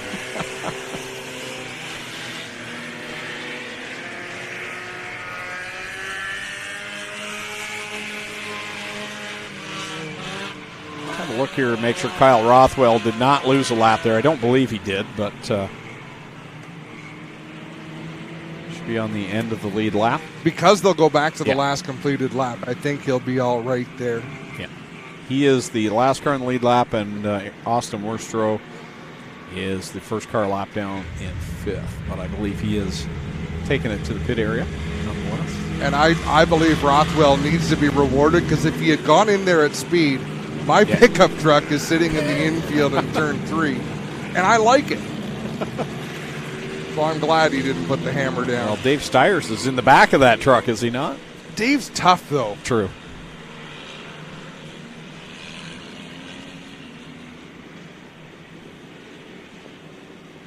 Pace truck ready to pull off, I believe. Yes, it will this time. We'll come back to the green flag for the Central Fabricating Glow and Go Tanning Mini Stock Feature Event, brought to you by Pinty's Delicious Foods. Green back in the air. Moulton down low, going to get on the loud pedal. Dylan Lord on the high side. The same cast of characters works down into turns 1 and 2. Moulton sticking to the guardrail on the inside of the racetrack. LaFontese trying to make a move on Lord for that second spot. And then it's a 3-car battle behind them, as you've got Leroy Buscombe, Wade Thorne going at it, and Craig Vlasic also there as they come across the stripe. Moulton leads, but what a great battle there from 2nd on back to 6th. LaFontese on the inside, Lord up on the high side. I'm not sure if Lord can run that truck down low. Look at the body roll on that thing. It really leans on the right front. I kind of think a wide sweeping turn might be better for that 13 truck, as Wade Thorne sails it into turn 1, roughs up a little bit Leroy Buscombe. They make contact. They're still door-to-door down the backstretch battling for 4th. Off the 4th corner, here's the battle for the lead. LaFontese down to the inside of Moulton. At the stripe, Moulton had the advantage, just barely. Trouble in turn 4. Obi goes around in the 5 and actually lets the truck back into the infield.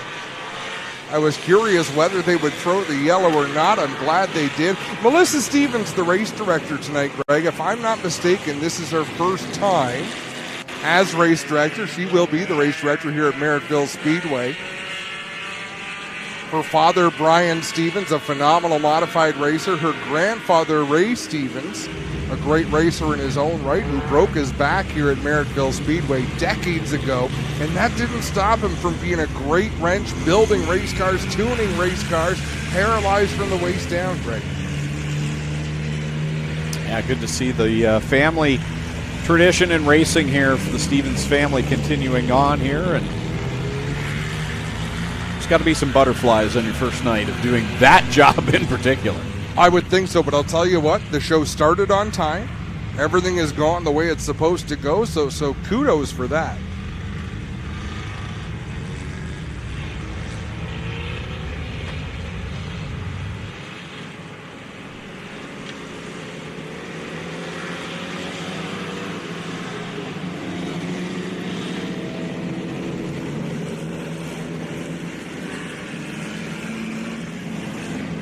Pushing one car across the track there. I believe it may have been the Austin Worstrow car from the previous caution. I can't see through my window, or I can confirm. Well, you tapped on my shoulder to signify something was going on in corner 4, and yeah, I can't see anything. So I can see turn 4, I can see turns 1 and 2. Everything else is like looking through a haze, so I've got to look at the screen or watch where you're announcing. We really appreciate the kind comments, folks, on GForce. Even the negative comments, you know. Everyone is entitled to their opinion. We love being interactive, so keep the comments coming. Especially if you've got complaints about Greg Kelman. G-R-E-G. Those can flow. I will read every single one of them that comes in.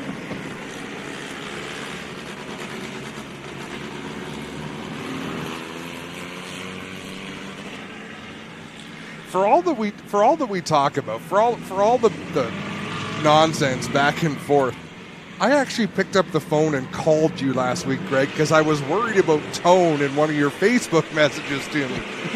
You'd think that what you feed me on a regular night would give me concern, but no, I was worried about something that came in via text. Hey, you all right? And I was. Oh, for sure. Well, congratulations go to John Crash Myers. Brittany just messaged me and said he's a grandpa today. Well, congratulations, Brittany, as she and Kyle welcome their son Isaac Kyle Johnson into the world at 10:31 a.m. So congratulations to the family and exciting times. Well, I saw a post that Crash was at the hospital waiting for it to happen, but come race time, he's here. Matt Christie just pulled off the track. Looked like he had a flat tire. And he is not going to make it back in time for the green flag as we have gone back racing. Back to the green flag here in Operation Green Flag, Merrittville Speedway. Jay Moulton leads. Dylan Lord, Tyler LaFontese door to door going into the third corner. Man, oh man. All night long, Jay Moulton's been about 3 car lengths ahead of ferocious battles on the racetrack. He continues to lead the way down through 1 and 2. And remember I said Lord might be better in the high groove? He just made a great run around the bottom of 1 and 2. Contact between Wade Thorne and Leroy Buscombe out of turn number 2. Nice save by Buscombe to stay in the top 10, but Wade Thorne up to 4th. Moulton, Lord, LaFontese, Thorne, and Go Fast Teeple the top 5, but here comes Craig Vlasic on the bottom, and then they're stacked up 3 wide behind them, going for the 7th, 8th, and 9th spot. Phenomenal racing. The line Moulton is running is kind of curious. He's really using up a lot of track, making a big arc off the corner, but it doesn't seem to be hurting his speed one bit, as he's out front now with Lord behind him by about 8 car lengths. LaFontese and a couple car lengths behind him. Anthony Rinaldi a little slow on the racetrack out of turn number 2. Not sure if he might have a tire going down on the 7 machine. Yeah, pacing slow around the top of the field, around the top of the track. Now the caution flag comes out for the 48C machine on the backstretch. And that is Colton Lane, pointed the wrong direction on the backstretch. So Brings us back into the caution flag. 13 complete, 7 laps left to go. There you see Colton Lane in the 48C. I wonder if Rinaldi has a flat left front tire. It's hard to tell. He had checked up, and what a shame. He'd been right around the top 10 that whole feature. Young driver from Merrittville Speedway. His parents promote the racetrack. His older brother Nathan runs in the modified division there. I've been getting nervous messages from his mom from home. He's done well. Certainly has not looked out of place at all here tonight. No, doing a great job out there. You know what? There was contact between him. Remember that accident where Rothwell got pinched to the inside? That happened because of contact between Rinaldi and whoever the other car was that had squeezed Rothwell down. Oh, Austin Worstro. And I wonder if that cut the left front or the left rear tire of that 7 machine. It just took that long to finally give way. So Rinaldi over in the pit area. We'll wait and see if he'll be able to make it back out. Still under the caution flag, so he's got a bit of time here as the safety crew on the backstretch picking up some debris, or whatever we're calling it here.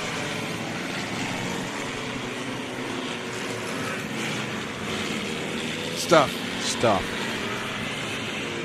Give a shout out to Anthony Dortono. Usually likes being here at the racetrack, but always likes being here at the racetrack. I'm just going to say he must be just itching to get back to the track.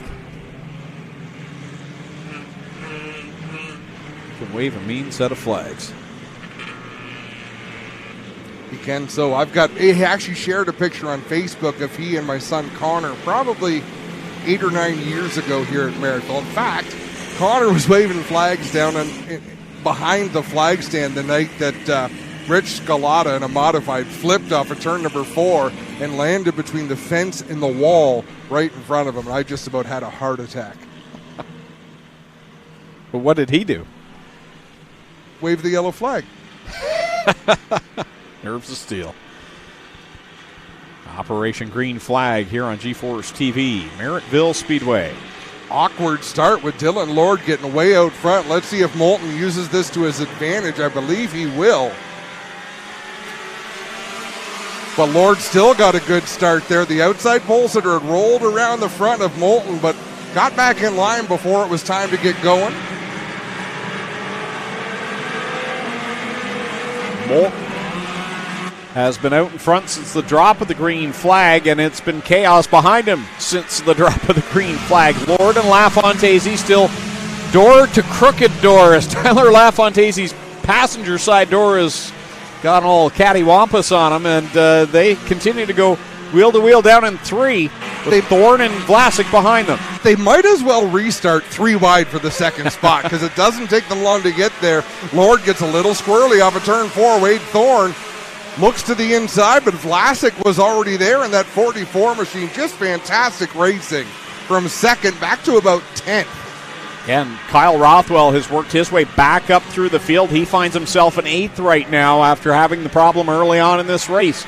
Coming down, it'll be 4 laps left to go here in this feature for the mini stock division. What are the odds of LaFontase's right side door staying on that car till the finish of this race? Hanging on so far, and now that he's not running door to door with Dylan Lord, it's got some hope here as Moulton begins to lap some of the back of the field. 3 laps left for the driver of the 10. My next question, if someone hits him hard enough on the left side of the car, will the right side door fall off? Look at them weave through traffic right now. All of the leaders trying to cut through Tom Cole and the other lap car on the outside. Excuse me, pardon me. They all made it through unscathed. 2 laps to go down the back straightaway for Moulton. He has controlled his heat race. He has controlled this feature, and he's got 1 more lap to go to take the checkered flag. White flag goes up in the air, and he's got about a 10-car length advantage over Tyler LaFontase. Works it through 1 and 2, has some lap traffic right in front. LaFontase now, his main focus, I think, is holding off Dylan Lord. Well, it definitely should be. I mean, he'll have big eyes hoping for a problem, and wow, there almost was as Moulton looks to the inside of that lap car. He'll take the win. Second place, LaFontaise. Dylan Lord, third. Vlasic, fourth. Thorne, fifth. 6th through 10th is Buscom, Rothwell, Teeple, Bazine, and Pagnotta.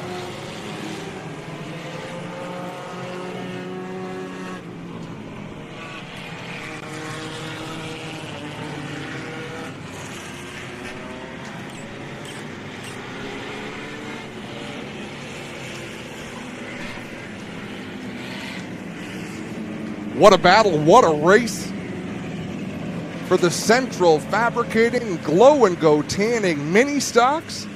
They're about to head down to Pinty's Victory Lane, where they'll be joined by Clinton Jeffrey.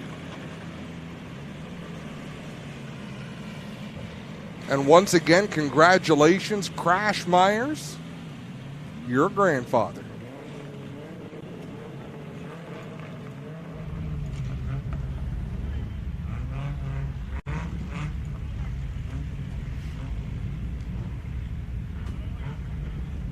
So it looks like they send the top three over the scales. Once they make the minimum weight, looks like they'll head back on the racetrack down to Pinty's Victory Lane, where Chris Hawkins is waiting, camera in hand. Clinton Jeffrey is there, microphone in hand, and we will hear from our top three finishers. The last time most of these drivers will have competed was last year in September. That is a long, long layoff.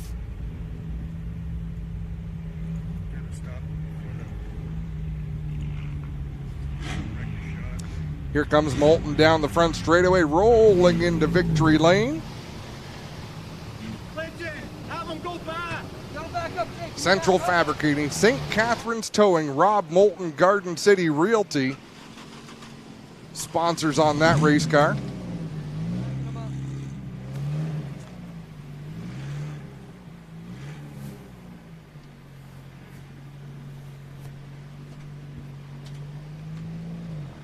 The only thing that looks out of place is an empty grandstand in the background, but we've got a big audience watching, and we're about to hear from Jay Moulton, and the other drivers in the top three will send it trackside as Clinton Jeffrey is just about ready to go with our race winner.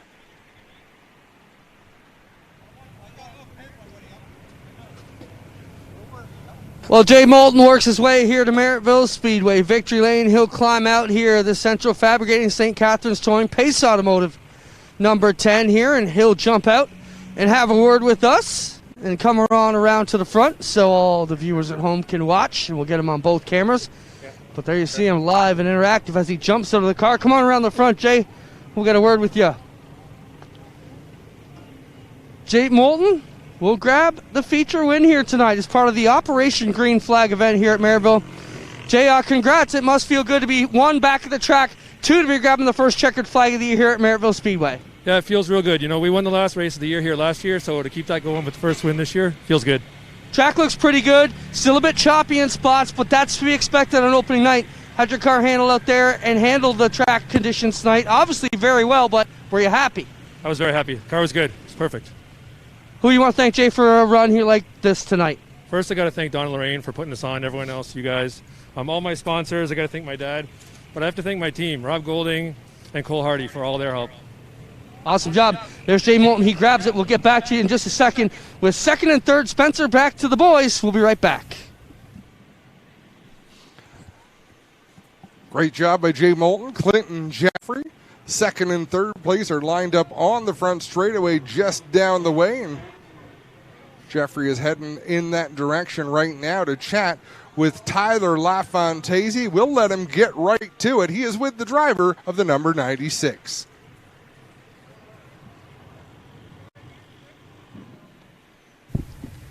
I'm ready. Well, Tyler, a good run for you, man. Solid drive here tonight. First race of the year. Can you be pleased with second? Yeah, you know what? It was a good run. Jay did a wicked job racing. Same with Dylan here. It was wicked racing up front with these guys. Lots of talent. Who do you want to thank, Tyler? What a great night to be back here at the track for you guys. I got to thank Rob's Transmission, APC Auto Parts, Twisted Metal Racing, and Louisa's Sweet Retreat. Tyler LaFantasi. We get over here with Dylan Lord, too. Dylan, solid run for you. Starting to mix the trucks and the cars together. The competition's been very good between those two divisions, but first time we saw it really take place. Good run for you here in this division as well. Yeah, it's really nice to race against the cars. They're really fast. The front-wheel drive's got a lot of stuff figured out on this track, and it's nice to come and play with them. Awesome job. That'll do it from Victory Lane, guys. Jay Moulton, Tyler LaFantasi, and Dylan Lord, top 3 here tonight in the mini stocks. Well, they did themselves proud, Greg. It was a fantastic race. As you can see, the Action Sprint Tour cars have been rolled out onto the racetrack. They will soon fire them up, push them off for the start. Greg has been working feverishly on the race lineup right now. And we'll clear the front straightaway of photographers and mini stocks before they give the command to push these cars off. So a sprint car, they don't have a clutch, folks. There's no clutch pedal, there's a throttle, and there is a brake. They are either in gear or out of gear, and a sprint car has just one gear. So they knocked out a gear, the car can roll around on the racetrack, but you can't put the power down. When it's time to go racing, they lock the car into gear, and it's direct drive. So a push truck gets behind them. Once the oil pressure comes up on the oil gauge, they flip the fuel switch, send fuel to the motor, and away they go. That's how these cars fire. So they need to be push-started, and we'll just wait for one more car that needs to be pushed off the racetrack as well. And then we'll be able to fire these sprint cars up. Man, I'm looking forward to this, Greg Callan. It's been too long. 28 cars in total will make up the first Action Sprint Tour feature of 2020. And here is how they will line up. Jacob Dykstra goes from the pole. He's from Port Colborne in the Jennifer Hatch Coldwell Banker A to Z Expediting Weldstar 5D. To his outside, starting second from Freelton, Ontario, the DJD Graphics 3M Dryden Racing. 12DD is Darren Dryden. Going from the third spot from Bimbrook in the Chatham Float Service, Heinz Masonry, Mac Tools 29, Liam Martin. And flanking his outside, going from fourth in the 7-Star Express line, Shane Renovations, Baker Performance 26X from St. Catharines, Mike Bowman. Going from the fifth spot out of Waterloo in the Velocity Mechanical ILA Sports Inline Electric 19D, it's Alan Downey. And going from sixth out of Smithville, the Schneider Electric J&E Recovery, J&S Heating and Air Conditioning, 1A of Paul Klager. Starting in seventh out of Hamilton, the Burger Barn Petro Plus Aiken Motors 56 of Derek Lemaire. And going from the 8th spot from Font Hill in the Glow and Go Tanning, Glenholm Motors, Seminux SO08, Stephen Beckett. Starting in 9th from Brantford, the JDL Distributing, National Building Group, Gales Auto Aftermarket 49L is Lucas Smith. Starting in 10th from Stouffville in the Transport Sales and Service, Instapanels, Hunsinger, Plumbing, Heating, and Electrical, R52, the Gunslinger, Ryan Hunsinger. Starting in 11th out of Milton, the Radio Shuttle, Neely Auto Service, wears Napa 74, that's Rob Neely. And to his outside, the 2019 champion for the Action Sprint Tour from Beamsville, the Part Source, J&E Recovery, Julie Swayze Remax 88H, Josh Hansen. Going from 13th out of Six Nation, the Styes Tree Service, Enriam Oshwegan Speedway, 20 of Johnny Miller, the Iceman. And starting in 14th from Beachville, the Castrol Edge, Wilds Printing, Advantage Powder Coating, 5 of DJ Christie. Starting 15th from St. Thomas, the Oakwood Transport, D&O Towing, Leach Performance Engines, 4 of Jesse Costa. And to his outside from Ancaster, the Hallett Home Improvement, Young's Pumps, 51, Trevor Young. Going from 17th out of Woodstock, the Racing for Mental Wellness, Canadian Custom Excavating, Henderson Powder Coating, 29W, Tyler Ward. And going off 18th from Tenford, the Oakwood Transport, BSB Radiators, Leach Performance Engines, 7 of Eric Gledhill. Starting in 19th, he's the Oshwegan Speedway's Crate Sprint Car Champion from 2019 from Mount Bridges. The Ackland Insurance Pride Seeds, Vibrant Farms 45, Nick Sheridan. And his outside starting 20th from Georgetown, the 2M, that is Steve Murdoch. Going from 21st from Hagersville, the Tim's Tire Enriam, Glenn Stiers Racing, 14T of Noel Teal. And starting 22nd from Oshwegan, the Canada Fuels Hills Racing, Ackland Insurance 9C, Brian Nanico. Going from 23rd out of Waynefleet, the Sundance Pressure Washing, Castle Plumbing, Overhead Door, BS 39, Brett Stratford. Starting in 24th from Kitchener, the Larka Custom Machining, Can-Am Steel Products, RCM Racing Equipment, 50 LS of Adrian Staley. Starting in 25th In car number 49C from Jerseyville, the Paris Factory Rides, Kevin Kuntz, Matco Tools, Brian Martin Real Estate. 49C is Cody Smith. Starting 26 from Bancroft, the Oakwood Transport Fast Track Performance, Leach Performance Engines. 14, Larry Gledhill. And back in the final row, starting 27th from Port Perry, the Brass Inc., White Feather Farms, Comer Heating and Air Conditioning. 77 of Darrell Pelletier. And starting 28th from Brampton, the Lift Tow Limited, Toyota Industry Equipment, East Penn Deca Battery. 70 of Dave McKnight. 28 cars, 20 laps of distance, round number 1 for the Action Sprint Tour here in 2020.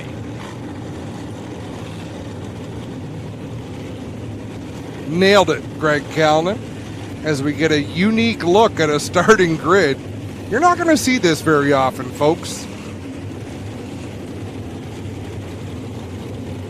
That shot's from Greg Boydell's camera. This shot is Dave Steyer's down on the inside of 3 and 4.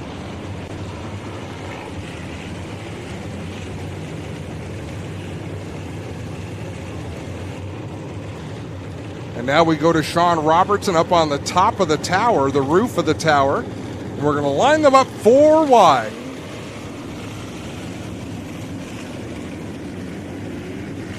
I sort of threw the block on you there, didn't I, Greg? They weren't exactly ready. Well, no, but it takes the element of surprise. Field takes shape. Down the backstretch following the Merrittville Speedway pace truck. No fans in the stands tonight, but we're going to salute you nonetheless. They are 4 wide and fancy. For you, the fans. Operation Green Flag, Mission Merrittville Speedway, round number 1 for the Action Sprint Tour.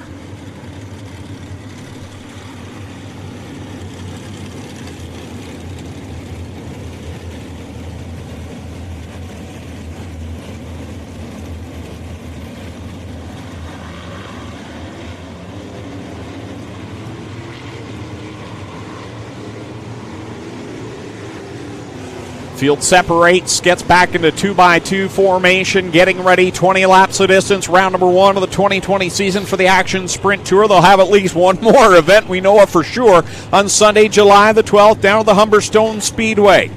These drivers have been itching to get on it. The first sprint car race of the 2020 season, Southern Ontario, right here at Merrittville Speedway.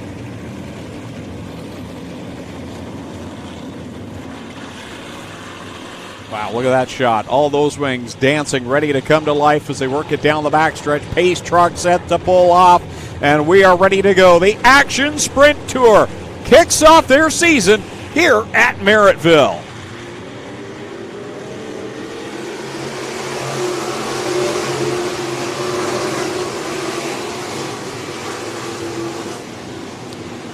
Clean turns 1 and 2 so far. Dave McKnight up on the outside in that number 70. He's going to spin that car around and come to rest on the inside of turn number 2.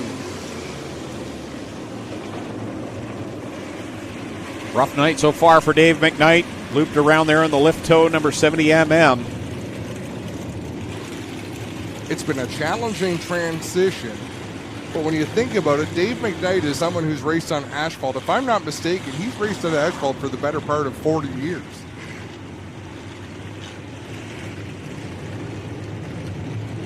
So challenging to get behind the wheel of a dirt car. Where is Clinton located right now, Greg? Okay, he is on the scene. Yep.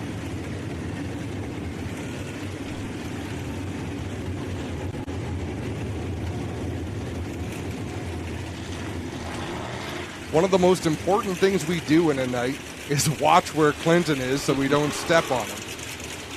Vocally.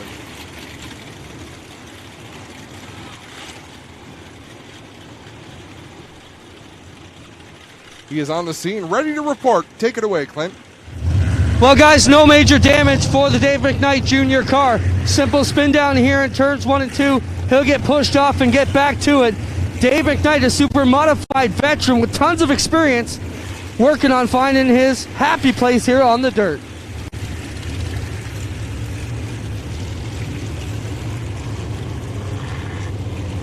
Pinty speed shot down the front straightaway. Fantastic views here.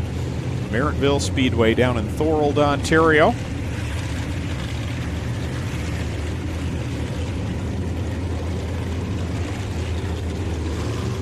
And if you've got a big screen TV at home and you're watching this, that's a wicked shot. They're driving right into your living room, man cave, whatever, wherever you're watching this. Oh, yeah.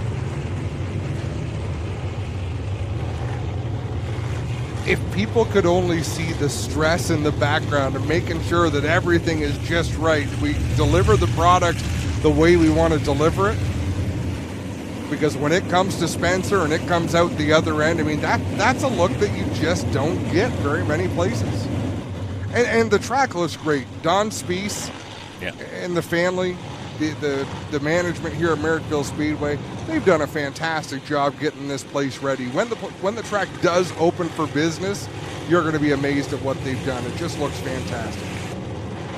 Back to the green flag. We'll try it all over again. They come down the front stretch, and Jacob Dykstra leads them into corner one with Darren Dryden in tow.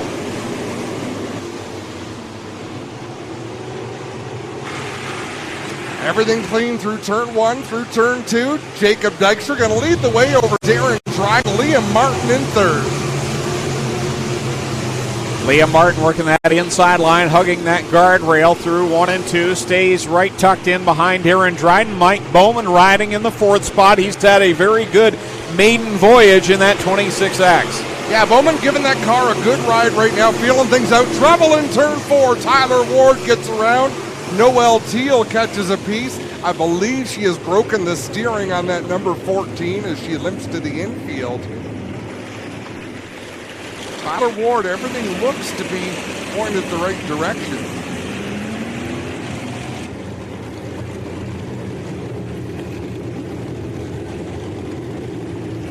Safety crew on the scene down there in corner number 4. Looks like he may just need a push off here, and we'll take a look at Noelle Teal sitting there in the infield in the Enrium number 14. Jimmy Hoopinen just sent me a shot of him watching the races on the big screen, and the way the breeze is, and with the back door open to the suite, can you smell the methanol fumes? I know. Oh man, that's good. I noticed that. Yes, I had my friend Sean message me earlier, and he said, "Can you take a sniff of the fuel for me?" And he's one that usually sits Friday nights down in corner 1. He gets it all down there. Let's send it to Clinton Jeffrey down trackside. Well, guys, tough break for Noelle Teal here. You can see all the broken front end damage. Got a broken wing support, radius rods, and the rest of the front end damaged up here. It was a good night going on for Noelle. Qualified well, but got into a problem at the back of this one. A couple cars got slowed up. She had nowhere to go and got wrapped up in this one. Tough break for Noelle.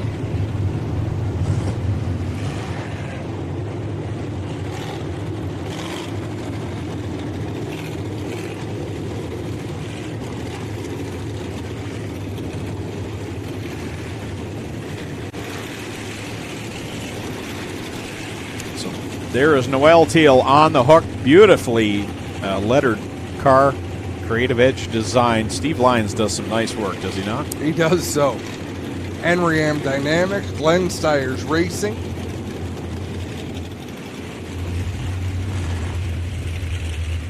So now that we've got the original start done and there's 2 laps completed, we will go back to the traditional single file restarts with the cone.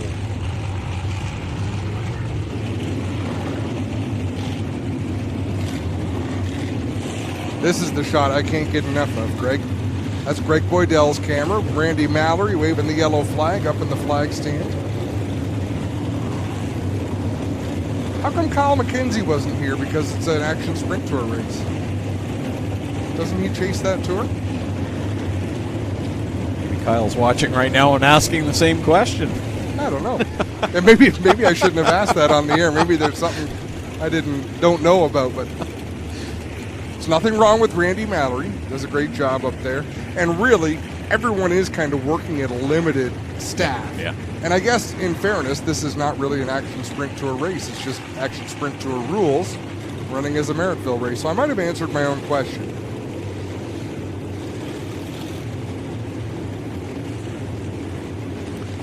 2 laps are complete, 18 to go here in this feature, and still 30 laps to come for the Bricks Delivery Sportsman division. And we've got a fan, I don't know if it's Nell or Nellie, but watching her first dirt track race. Welcome to the dirt world. Great to have you here with us. You picked a good night.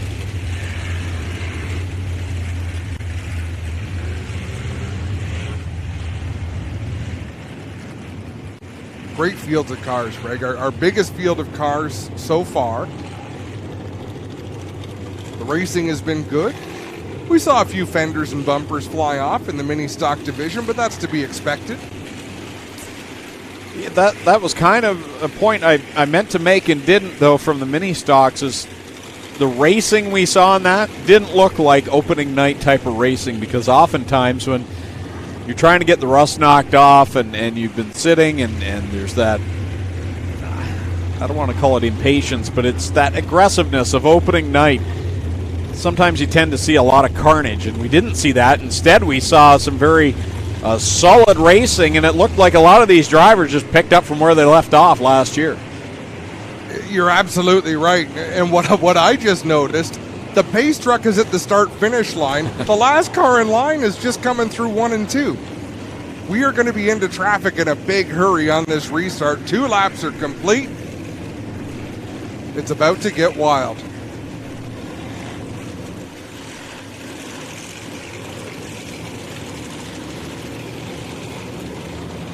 Pace truck set to pull off on the backstretch. Jacob Dykstra, Darren Dryden, Liam Martin, your top 3 coming back to the green flag with 18 laps left to go.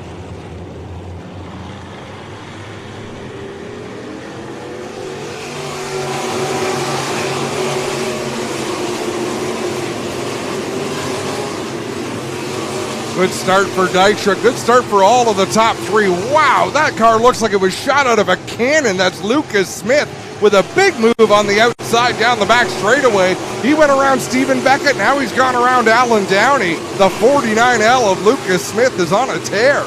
He's trying to find his way to the top 5. He'll shoot by Stephen Beckett into position number 6 now, as Jacob Dykstra leads the lap, and Darren Dryden is right there on the tail tank, having one of the best races I've seen him have in a great sprint car. He comes into this year with a lot of confidence. I know he's been having some conversations with some prominent sprint car teams and people, getting some help with setups.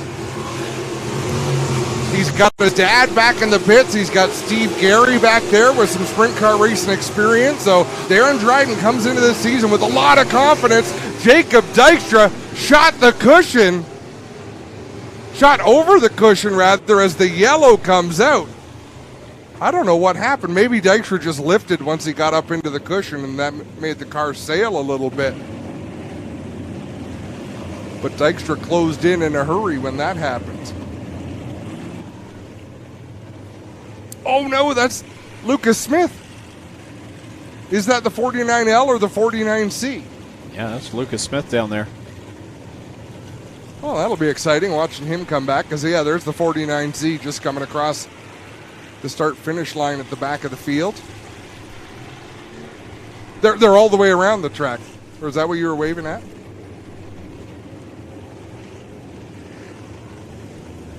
Sign language doesn't fly on a broadcast, Calvin. Let's have a look at the replay here as we watch on the screen going down in the corner there.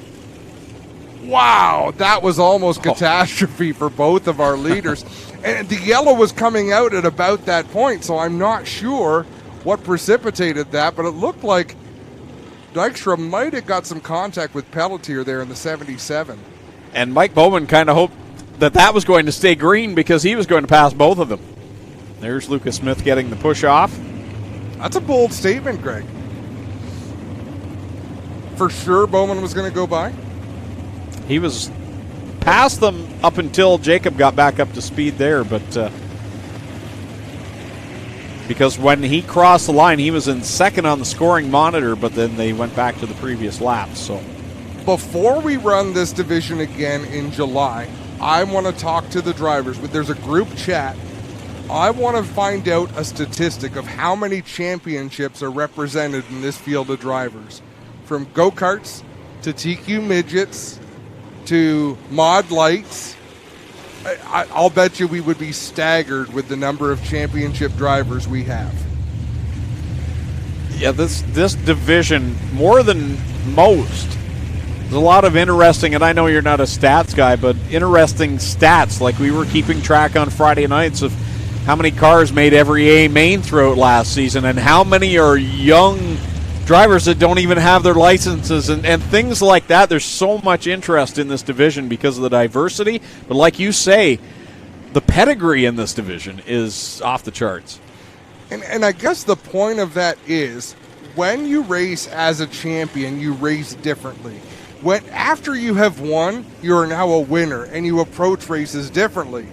When you go into a race and there's 12 people who are all champions and winners, and they all expect to win on a given night, it certainly makes for an interesting dynamic.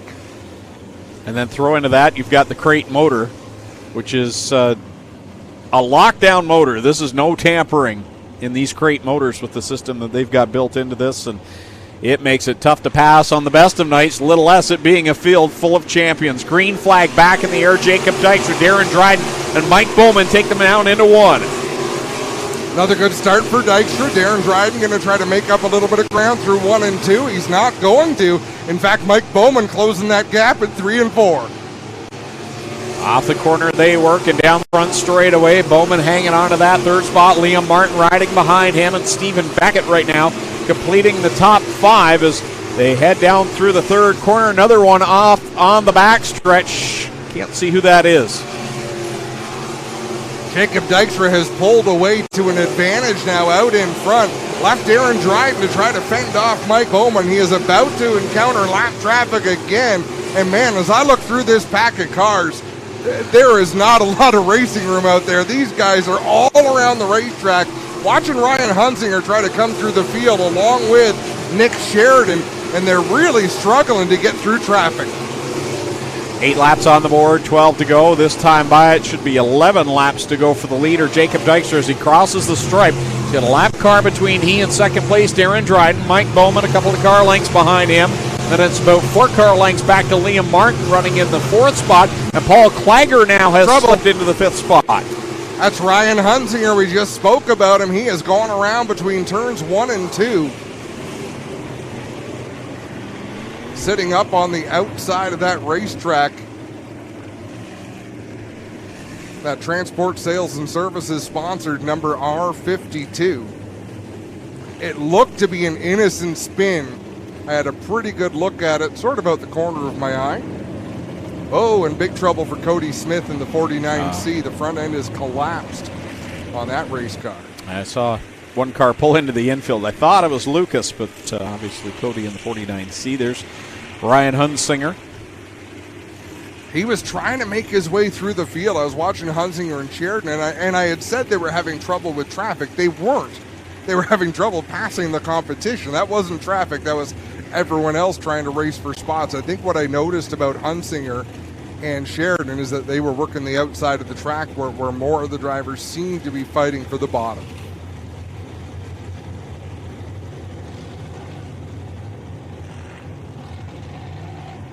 So Hunsinger will get pushed back off and join the tail of the field in this one with 11 laps left to go for the Action Sprint Tour. And then, still to come, Rick's Delivery Sportsman Division. Well, looks like Ryan's got the helmet off now in the R52, so his evening may be done. That's a bummer.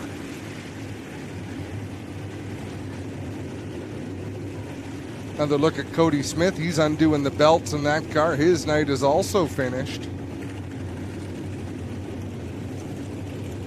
He'll get towed back to the pit area. Hunsinger's half undressed. He's got the gloves off.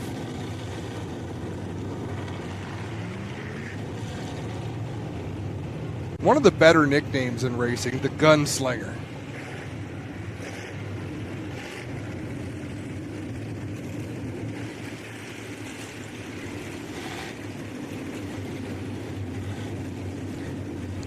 It didn't take a lot of work to come up with that one. What else goes with Hunsinger?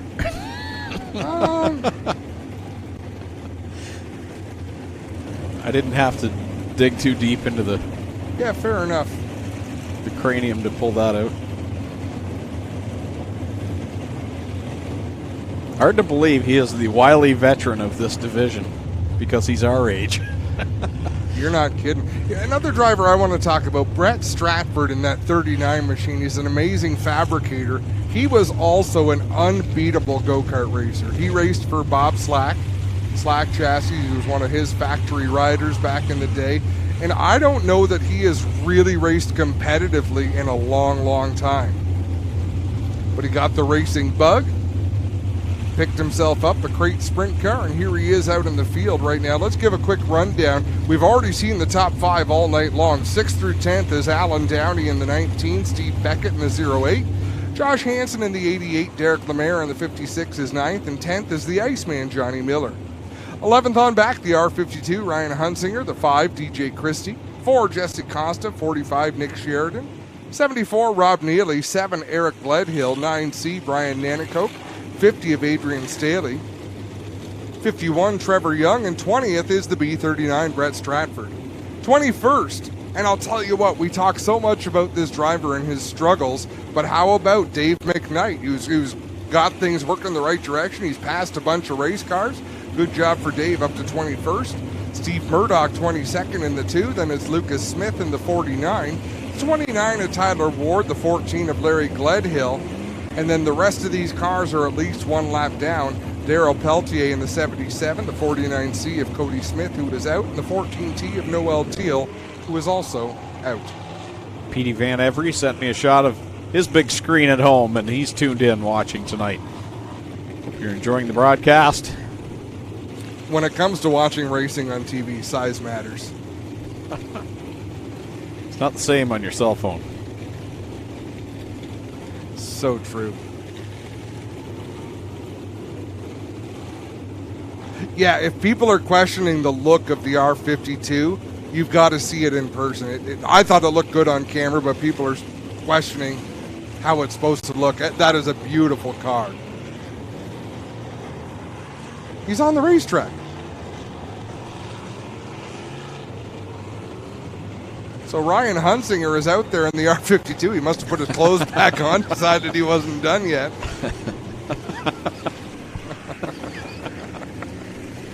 Oh. Omaha.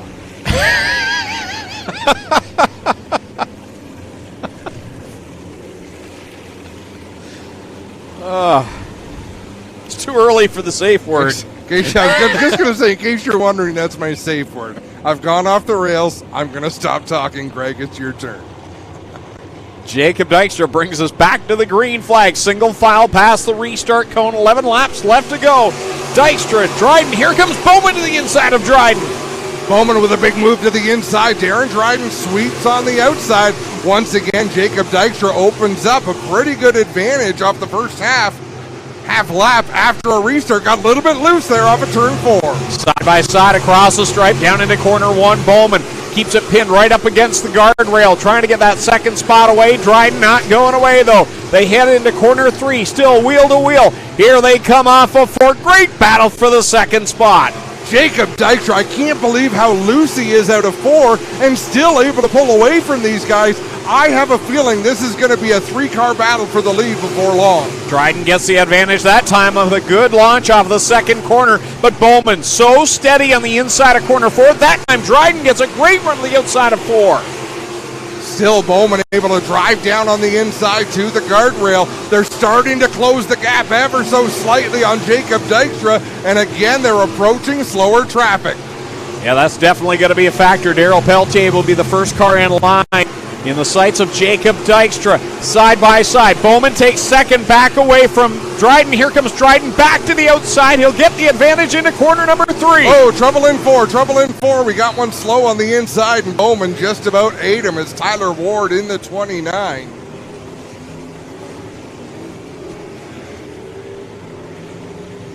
And Bowman really had to turn hard right. He had set the car down into 3. The weird thing about turn 4 is you're turning so long on the backstretch, and all of a sudden there's a car stopped sideways. It can get snug in a hurry. I'm glad you saw that because I could not see it at all. I feel like I'm looking through sunglasses out of one eye, and I've been punched in the left eye. These are interesting windows. There they are. Great to be here, though. I've absolutely. always been a fan of this racetrack. We said it in the opening. You rarely get a bad show here because there's always some sort of action somewhere. As long as you've got a full field of cars, there's going to be something happening somewhere on the racetrack to keep you entertained. It's been a fantastic battle up at the front for that second spot, especially between Darren Dryden and Mike Bowman. So it's Jacob Dykstra, your leader. Darren Dryden right now scored his second. Mike Bowman running in the third spot with 7 laps left to go. Alan Downey sits in fourth. Liam Martin rides in fifth. Sixth is Paul Klager. Seventh, Stephen Beckett. Eighth, Josh Hansen. Ninth, Derek Lemaire. And Johnny Miller completes the top 10 with DJ Christie and Nick Sheridan just sitting outside of the top 10, 11th and 12th. Did you know they make a candle that smells like methanol race fuel? I do. I've never smelled it, Steve though. Conway says he's sitting in his racing simulator with that candle going, watching the races, and his wife hates it. Back to the green flag. Single file past the cone. Dykstra gets a good launch off that restart and sets up the battle for second again as Bowman slips to the inside of the 12 DD.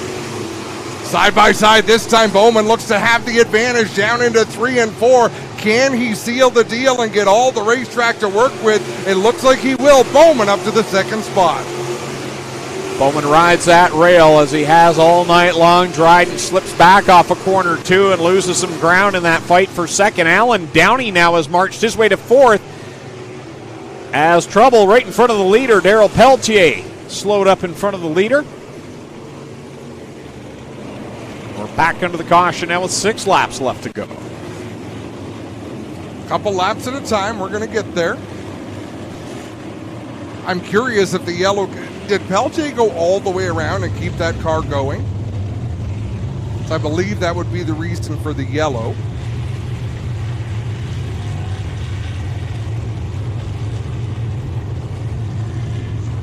Jacob Dykstra had to get off the throttle. As by the time I saw Pelletier, he was going in the right direction, but not up to speed, and Jacob Dykstra had long since let off the throttle. So the caution flag comes out as we see the cone back out onto the front stretch there in our Pinty speed shot.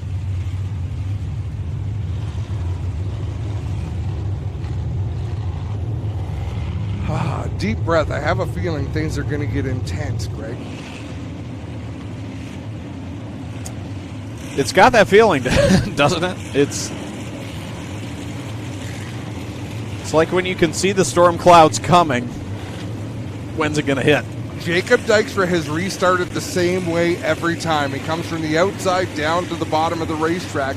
The entire time Darren Dryden was behind him, Dryden restarted exactly the same way as he would every time, and he was always giving up 6 or 8 car lengths by the time they got to turn 1. Let's see if Mike Bowman can do any better than Darren Dryden, someone who is very used to restarts here at Merrittville Speedway. Oh, nice start there for Mike Bowman. He stays in touch with leader Jacob Dykstra. They head down into corner number 1, but Dykstra gets a good launch through the second corner. Here comes Mike Bowman right back. Bowman got a huge launch off of turn 2 on the bottom. He'll challenge Dykstra for the lead in turn number 4. Here they come across the stripe. 5 laps left to go. It's Dykstra. Trouble. Wow, 360 and kept going. One of the Glenhill cars. Number 7, we stay under green. This time by 4 laps left to go for Jacob Dykstra with Mike Bowman in tow side by side for third as Alan Downey has Darren Dryden right with him, and he'll ring around the outside. Top 3 right now for Alan Downey. Jacob Dykstra has opened his advantage over Mike Bowman. Now it's a battle for second between Bowman and Downey as laps continue to wind down. Dykstra beginning to catch the back of the field again, and that might be the hope for Mike Bowman. But how about Alan Downey? He has picked up the pace here in the last couple of laps. He's working now to the outside of Mike Bowman with 2 laps left to go. We talk about it all the time. Alan Downey is an avid iRacer. He spends a lot of time on the simulator. I don't know if that has anything to do with it, but I'll bet you Clinton Jeffrey will ask him. 1 lap to go this time for Dykstra. Here we come to the white flag. Across the stripe another time. Dykstra with a lap car between he and Alan Downey. Downey giving it all he has, ringing around the outside. He's worked and cleared Mike Bowman. Now Bowman feeling pressure from Dryden. Alan Downey could get this done. He is closing in on Dykstra, but Jacob Dykstra gonna take the win. Dykstra, Downey, Bowman, Dryden, Liam Martin rounds out the top 5. What a show, what a race. Wow, Alan Downey found something in those closing laps, and if he'd had another lap or two, he may have had something for Jacob Dykstra. Great run there, but Jacob Dykstra does a nice job himself and goes green to checker and picks up the win here at Merrittville Speedway. Dykstra, your winner. Downey in second, Bowman third, Darren Dryden fourth, Liam Martin fifth, Paul Claggart crosses the line sixth, Stephen Beckett seventh, Josh Hansen eighth, ninth, Derek Lemaire, ninth, Johnny Miller. 10th, Johnny Miller, rather. 11th, Nick Sheridan. 12th, DJ Christie. 13th, Jesse Costa. 14th, Lucas Smith. 15th, Adrian Staley. 16th, Eric Gledhill. 17th, Rob Neely. 18th, Ryan Hunsinger. 19th, Trevor Young. 20th, Steve Murdoch. 21st, Brian Anacote. 22nd, Dave McKnight. 23rd, Brett Stratford. 24th, Larry Gledhill. 25th, Tyler Ward. 26th, Daryl Peltier. 27th, Cody Smith. And 28th, Noel Teal. On the last lap of that race, and I don't want to take a thing away from Jacob Dykstra, he drove an outstanding race. Alan Downey was 9/10 of a second faster that last lap, which is craziness. But Jacob Dykstra, he has got to be an excited young man after the performance he put on. Did everything he needed to do, faced all challengers. Clinton Jeffrey is headed down to Pinty's victory lane to talk with our race winner, Jacob Dykstra, who is just grabbing the flag. We've got to teach these guys. Get the helmet off. Jacob Dykstra, great looking Jacob Dykstra gets it done here at Merrittville tonight. One of the young and up-and-coming sprint car drivers. Spent a lot of time working his way around here at Merrittville and Humberstone over the years and has practiced his way right into a feature win here tonight. Also with him on the podium here be Alan Downey in the 19D and Mike Bowman in the 26 Baker car, who had a solid run as well.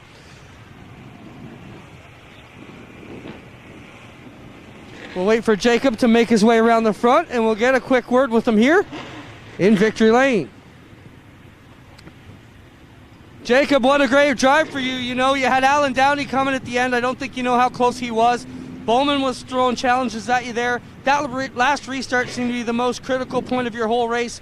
Talk about your thought process as you came to the cones to drop that one for the final go-round.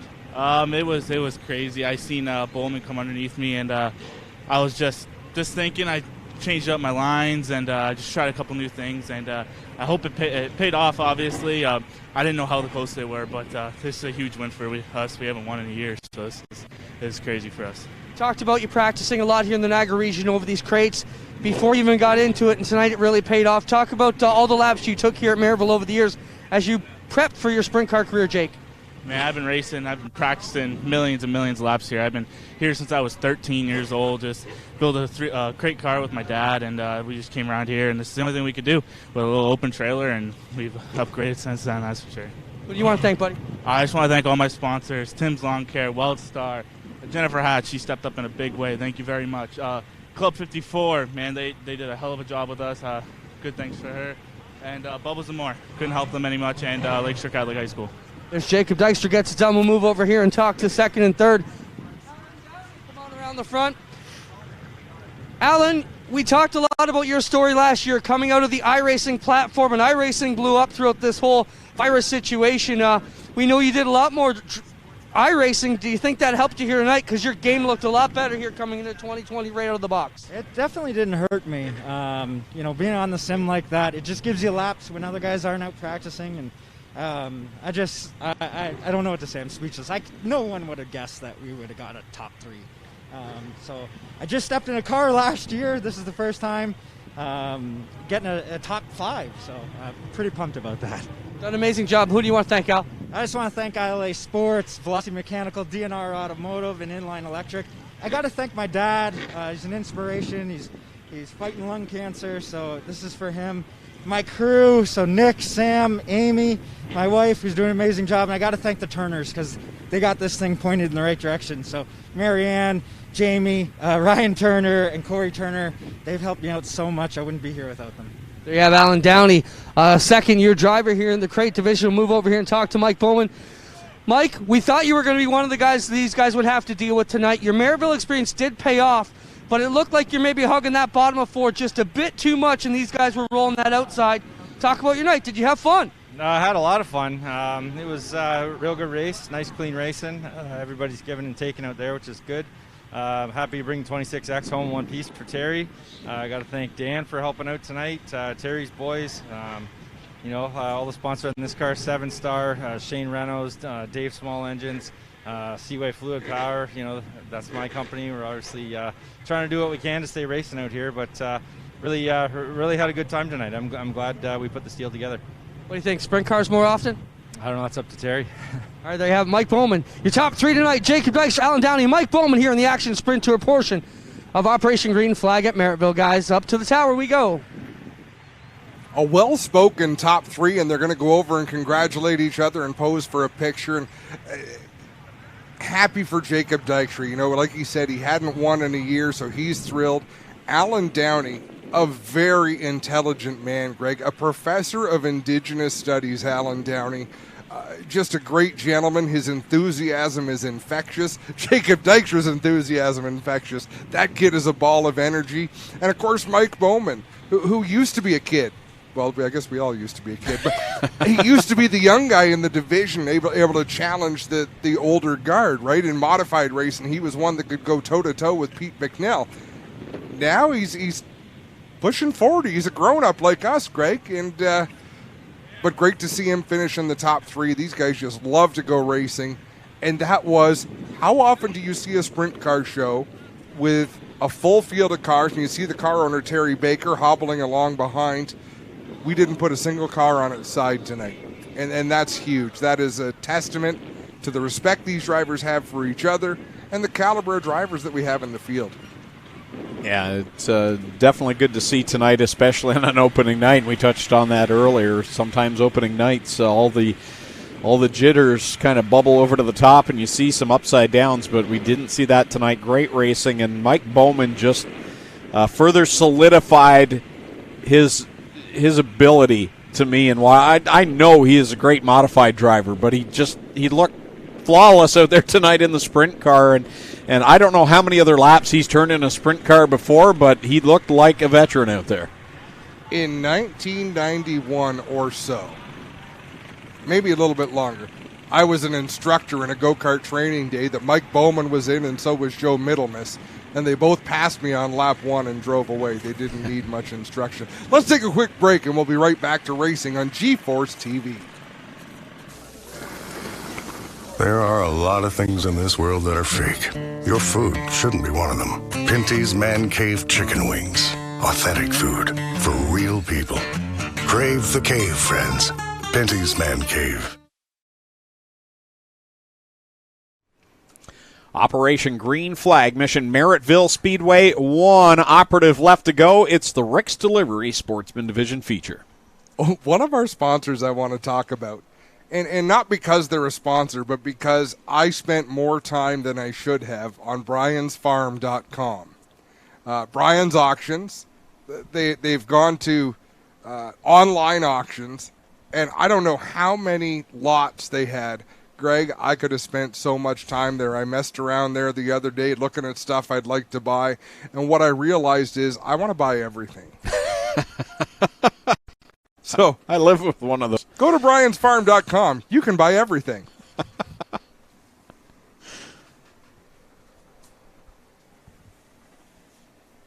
Sportsman feature rolling out onto the speedway. Starting lineup goes like this from the pole from St. Catharines. The Kenny U Polo, Schweeken Speedway, Brian's Tire. Car number 20, the Mongrel, Jay Mallory. Lining up to his outside, also from St. Catharines, in the Bellinger Electric Rouse Motorsports, 18R, Brad Rouse. Starting from third from Port Colborne, the Williamson Welding, Rick's Delivery, Bill's Toyota, car number 12, Heavy Chevy, Chad Chevalier. And his outside also from Port Colborne, the Gaston Auto Sales, Atkinson Delivery and Bobcat Services, Bremfields, number 99P, Greg Panunte. Starting from 5th out of Thorold, the 7X Esso Seaway Fluid Power Group number 16, Brent Bigelow. And going from 6th out of St. Catharines, the Advantage Trailer, DePaulo, DePetro, and Little Professional Corporation. Bicknell Racing Products 52 of JMF, James Michael Friesen. Starting 7th from Fenwick in the Robar Heavy Equipment Training, Primax Energy Big Country Raw, car number 74, Taylor Vanderzanden. And from the 8th spot from St. Catharines, the Blue Moon Potatoes, Sharp Auto Center Quick Drive, Morrison Auto Body, 8S, that is Justin Sharp.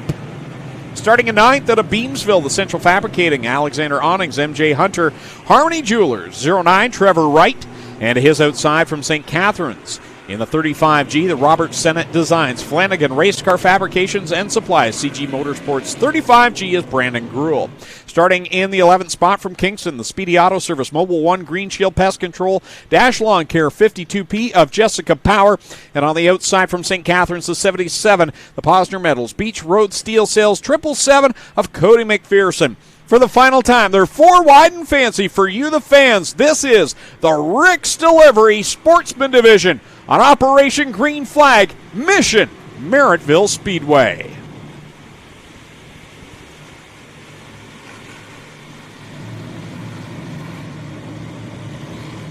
We've done this at both of our dirt events so far in Operation Green Flag. The salute to you, the fans. We know you want to be here. We're happy to be able to bring it to you. That's our salute to you with the 4 wide in each division here tonight. Continue on with the starting lineup, going 13th out of St. Catharines, the SOS Towing Rockways, Decorative Concrete and Stone, 28, Mitch Dumont. Going from 14th is Billy Bleach Jr. out of Thorold in the 108, the Rick's Delivery Machine. Starting 15th, car 15 out of Port Colborne, Adam Leslie in the Sterling Lubricants, St. Amant Auto Machine. Starting 16th, Noah Mamo out of Ridgeway in the Rusty Landscape Machine. Starting 17th out of Port Colborne, the Dandy Curb 66. That is Jeff Panante. Luke Carlton goes from 18th out of Port Colborne. 19th is Nathan Peaty in the 23N. Starting 20th in the 23, Michael Dillon. Rob Sauter goes 21st. John Babian 22nd. Geneva Sheffield 23rd. 24th, Jason Van Millen. Cameron Lane starts 25th. It is time to send them off the Rick's Delivery Sportsman 30-lap feature event.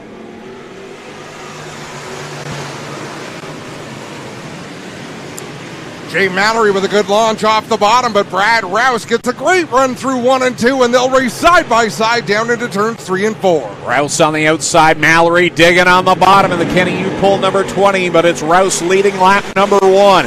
They go down into the first corner. Greg Panante right there in that 3rd spot. Brent Bigelow has some issues. He gets shuffled back to 6th.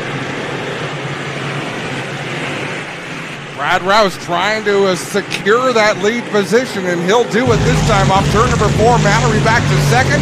Then it's Panante battling with Chad Chevalier. Chevalier might have hit the guardrail there going into 1. Now Chevalier there in the 4th spot. Then it's Brent Bigelow side by side with James Michael Friesen in that number 52 machine. Across the stripe another time. Brad Rouse completes the lap. 3 on the board. 27 to go.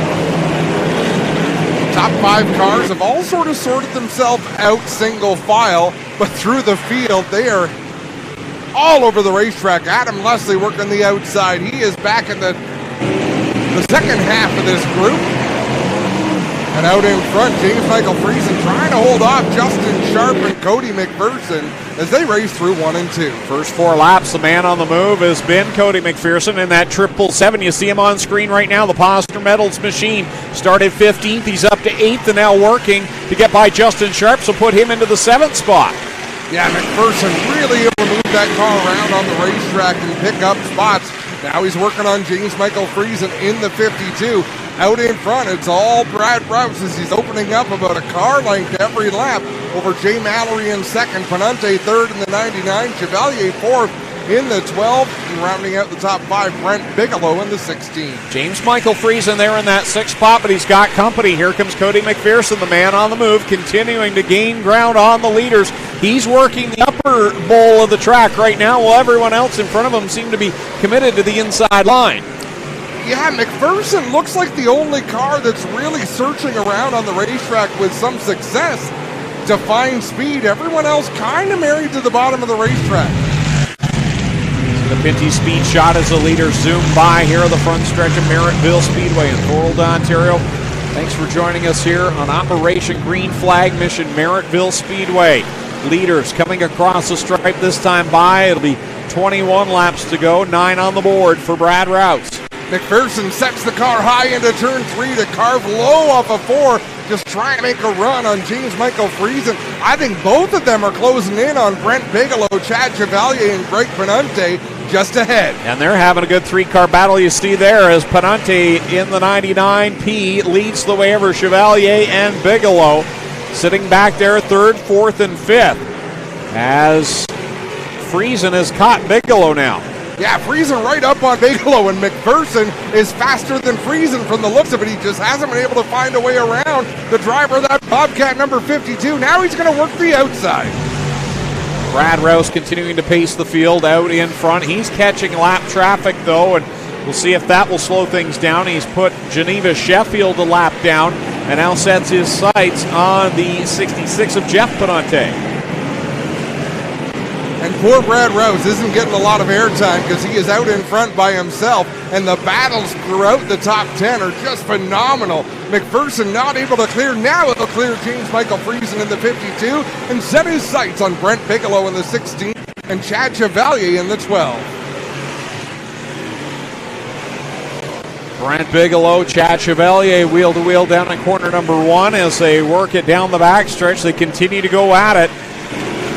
Here's Brad Rouse, the leader, works it off of corner 4 as he's put Jeff Penante a lap down. And then you look back to Jay Mallory, Greg Penante, and there's Brent Bigelow and Chad Chevalier.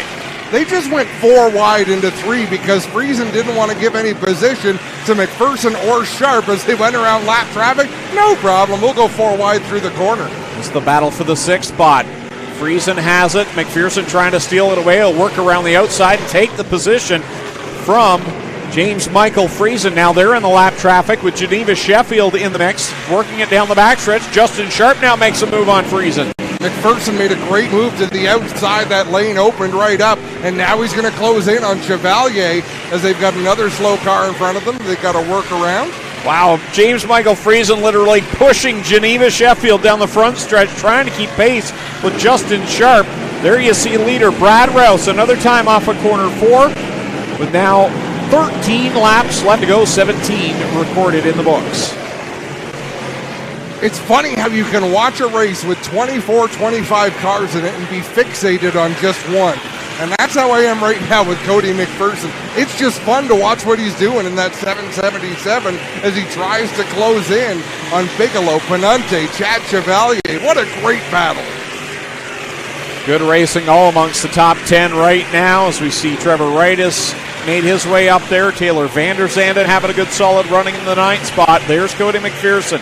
The Posner Metals 777 setting his sights on Chad Chevalier now, trying to close the gap. Jay Mallory is trying to drive underneath the Penante 66. Wow, he gets squirrely. I was going to say, Penante's really running the bottom, but now that hole opened up when he got a little bit squirrely there off of turn 2. Things are really getting snug. Wow, Greg Penante and Brent Bigelow trying to get by the lap car of Jeff Penante there, that yellow and orange machine. Meanwhile, here comes Chad Chevalier to the outside of Brent Bigelow, making it 3 wide around the lap car. You lift, you lose. Chad Chevalier keeps his foot to the floor, works to the outside, and this battle continues. 3 cars battling for the 3rd spot. Great action all the way around the racetrack right now, except where Brad Rouse is, because he continues to stretch the advantage. 5.138 seconds his lead over Jay Mallory in the 2nd spot. Greg Penante runs in 3rd, Brent Bigelow 4th, Chad Chevalier 5th, 6th is Cody McPherson, 7th James Michael Friesen, 8th Justin Sharp, 9th Taylor Vander Zanden, and 10th Trevor Wright. So Jay Mallory is about 4 car lengths ahead of this insane battle for 3rd between Greg Penante in the 99, Brent Bigelow in the 16, and the 12 of Chad Chevalier. Through slower traffic, they sometimes close in, they sometimes stretch out. Cody McPherson, he's lost a little bit of the edge in that 777. Not sure what might have gone wrong with that car, just not as fast as he was in the opening half of this race. Running back outside of the top 10, just outside Billy Bleach, who started near the back in this one. He's running at 11th. Adam Leslie in the 12th spot, Brandon Gruhl in 13th, Mitch Dumont in 14th, 15th is where we find Jessica Power, 16th is Noah Mamo, 17th Luke Carlton, 18th Rob Sauter, Jason Van Mill 19th, and Michael Dillon right now is in 20th.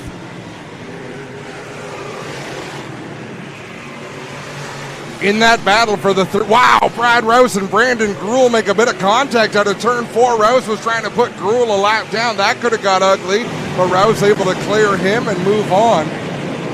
And our battle for the third spot remains as crazy as it has been. Look at Chad Chevalier on the high side. And those three drivers now have caught Jay Mallory, who had been cruising in that second position. All of a sudden, he's about to get swarmed off of corner 4. He has no idea what's coming behind him. There's no mirrors in these race cars. Cody McPherson starting to close in as well. I wish this was a 50-lap race, Greg. Yeah, fantastic racing right now from second on back. Brad Rouse is out in front by quite a stretch, but a great battle second back through sixth. Chad Chevalier took over the second spot. Mallory put the bumper to a slower car, moved him up the track, but it slowed him down enough that Chevalier was able to clear him. White flag is out, 1 lap to go. Rouse crosses the start-finish line, and then it's quite a distance back to second place Chad Chevalier, who crosses now. Then it's Jay Mallory, Brent Bigelow, and then the battle now, Cody McPherson trying for a top 5. Yeah, McPherson to the inside of Penante. They'll split a lap car. Brad Rouse has taken the win all by himself. Nobody was there to contest him. Second place looks like it's going to be Chevalier, Mallory, Bigelow, McPherson, and Penante. Fantastic race here, the Rick's Delivery Sportsman Division.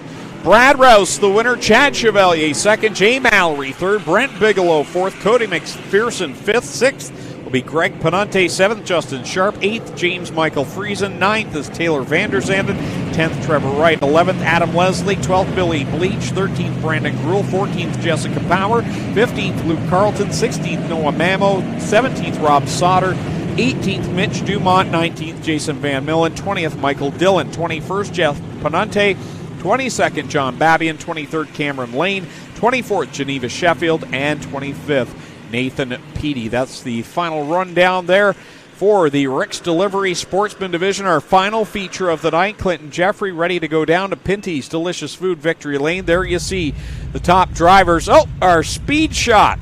Got a shot of Clay on it just at the very end. Perfect timing there as the top three go across the scales over in the pit area. And then we'll get a chance to catch up with them down on the front stretch. But phenomenal race there. And Adam, you said this should be a 50-lap race. Got down to the last couple. It's like, no, I want more. Don't end. Yeah.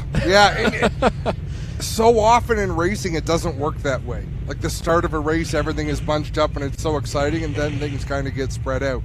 That one was one where I could have watched a lot more laps of that, that's for sure. Great racing, especially amongst Greg Penante, Brent Bigelow, Chad Chevalier, and the good run by Cody McPherson. Started back in 15th and finally at the end got up to the 5th spot. But it was an 8.4 second win for Brad Rouse. He checked out and was gone from the drop of the green. Did you expect this track to look this good on TV? No. You know, of all the places we've been, I just thought whether it was camera location or what, I thought it presented really, really well, and it looked awesome. Excellent camera angles. Again, thank you to all of our camera crew and all the fantastic work they do. And we hope you enjoyed watching at home and seen numerous cell phone shots of folks sending us pictures of them watching here, and glad you enjoyed tuning in here tonight. And again, we're going to keep going at this for another couple of weeks. Next Saturday at 4 p.m. we're at the Flamborough Speedway Super Stocks, Mini Stocks, and Pure Stocks. 4 o'clock start time here on GForceTV.net. And then July 11th, we're right back here at Merrittville Speedway, where the small blocks will come back to Operation Green Flag for the second time, along with the Hoosier Stocks and 360 sprint cars competing for a regular Friday night purse from Oshwegan Speedway. And then the following night, Sunday, July the 12th, we head back to the Humberstone Speedway for the second event of Operation Green Flag down there, where we'll finally get to see the late models compete. It's a late model open down there along with the Dirt Sportsman. And we also have the mini stocks and the Action Sprint Tour cars also there as well. And a bit of a delayed reaction there on whether or not we were going to see Brad Rouse come out, but he finally gets out onto the track. Yeah, I didn't want to build drama where it was unnecessary, but and reason being that second and third place were the first cars to come over the scales, but then it just seemed like it took a while for Rouse to get over the scales and get down to victory lane, where he is going to park right now and be greeted by Clinton Jeffrey in Pinty's victory lane. We got to make sure that we always thank the people that help us make this happen. Pinty's a huge supporter. You can see Chris Hawkins on the scene walking right up to that car with a camera in hand. Clinton Jeffrey there as well. Randy Mallory going to hand the checkered flag to our race winner, Brad Rouse, and Clinton Jeffrey is with him.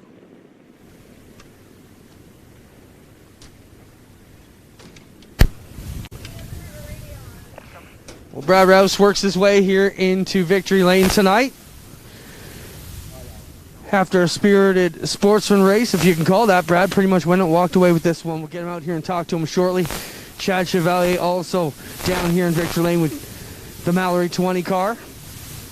And here comes Brad Rouse out of the 18.